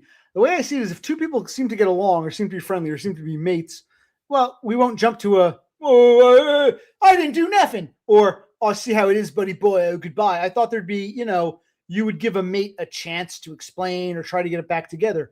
Typical. This is why I'm so upset. Typical normie fashion, just like you're dead to me. Okay. No, none of this normie Spurg bullshit. I'm so sick of it. But it's true. It was like, you're upset with me. Two people who are friends, like my brother and I, get into arguments. It's not going to say, "You're dead to me forever. You're not my brother anymore." We'll try to work it out. I mean, it's like you try to give a mate or someone you care about a chance. You acted like I'm just some guy. I never said you were dead to me forever. Now stop making a mountain out of a molehill. I never said that. I was hurt. And so I was going to send you a voice message straight away, but I was a bit emotional. I didn't want to do that straight away. I wanted to think things through. And why would I get so upset about someone that I didn't care about? And also, you have a way of making people upset. Just, that's the truth. That's complete and total bullshit. No, that's bullshit.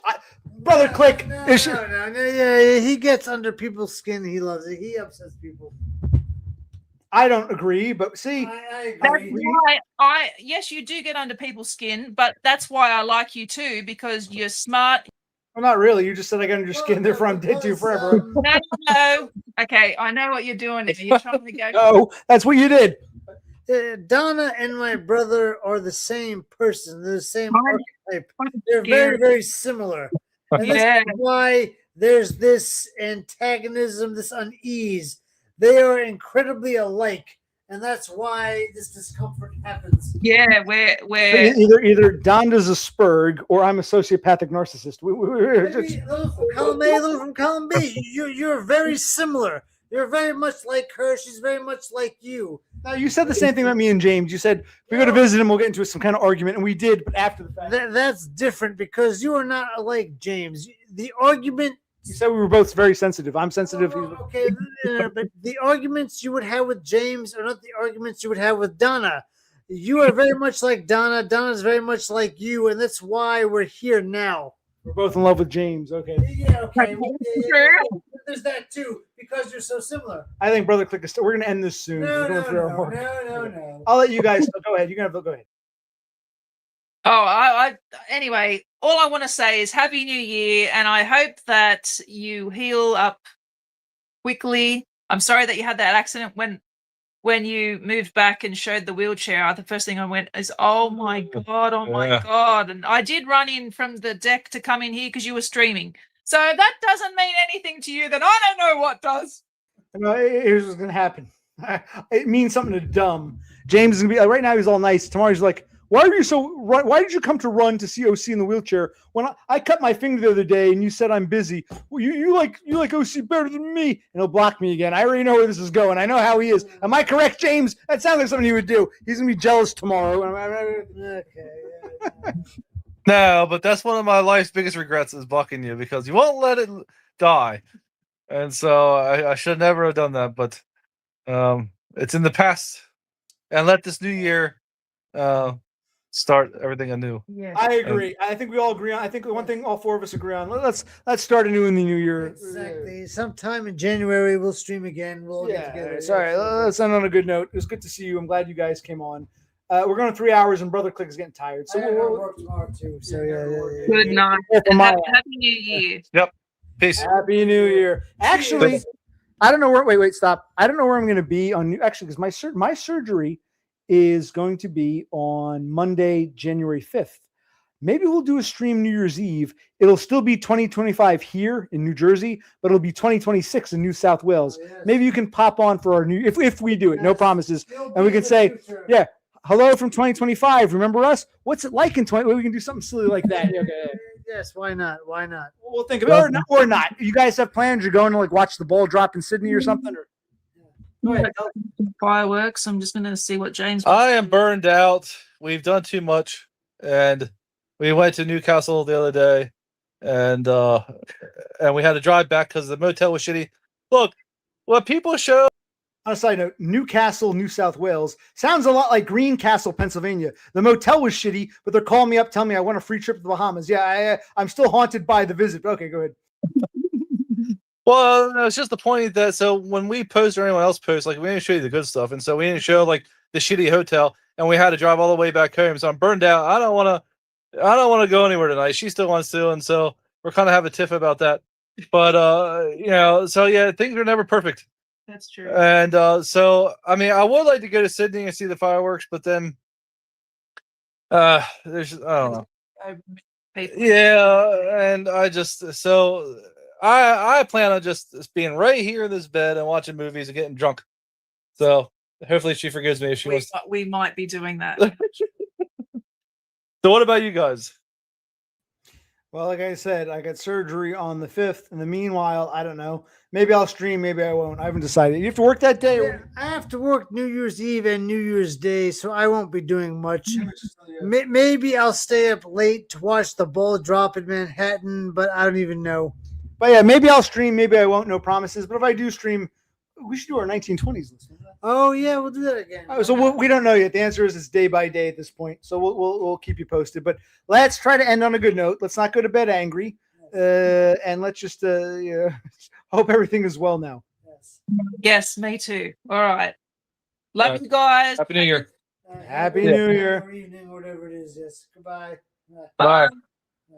Take care. Now, when people say I'm an asshole, it's like I still try to get it back together with people. No one's dead to me. If I get along with someone and I think they're suddenly being fishy or nasty, maybe it's my fault or my flaw. I still try to give them the benefit of the doubt. I still think I guess maybe sometimes they weren't really my friend. They were just trying to be polite. I'm talking in general, not about anyone particularly. In life, someone seems like a friend. I think we get along. Even if we get into a tiff, well, we're still friendly. We can try to work. We can work it out. But I guess maybe some people, I'm not talking about anyone in particular. This isn't directed at anybody. Some people in life might be, narcissistic, sociopathic, and I think, oh, they're not my friend, but they're friendly. We're on friendly terms. We're not going to fall apart over something menial. But then it happens because they were never really my friend to begin with. And I didn't see it because I'm a Spurg. So I'm always hyper vigilant, and I don't know who I can trust. And when I think, I got a cheeseburger with this dude, and I welcomed his companion to our streams, it triggers me because I'm a Spurg, and I've had a lot of bad experiences with people. Most recently, the Shibun at my current job, who I thought I was on friendly terms with, and all of a sudden she does a 180. When people do 180s, I'm like, well, even if we have a disagreement, if you don't like something I said, or I'm wrong, you're wrong, we should still be on good enough terms that we're not 180ing on each other. That's what always struck me as strange, how people can just be your best friend one day and then say, you're dead to me because you pissed me off. Even if I pissed you off, even if I'm wrong, that's not grounds to end this. So I'm always hyper vigilant. But anyway, Brother Click's got to bed. I'm glad Yes, I did. I know this was a good stream session. Thank you so much. And maybe we'll stream, maybe we won't. After my surgery, I might not be. I don't know how I'm going to be. I don't know where I'm going to be. Maybe I'll stream before surgery, maybe not. But okay, so we'll just end it there. We read a poem or something? No. Bro C and OC out. Wait, do it one more time. Bro C and OC out.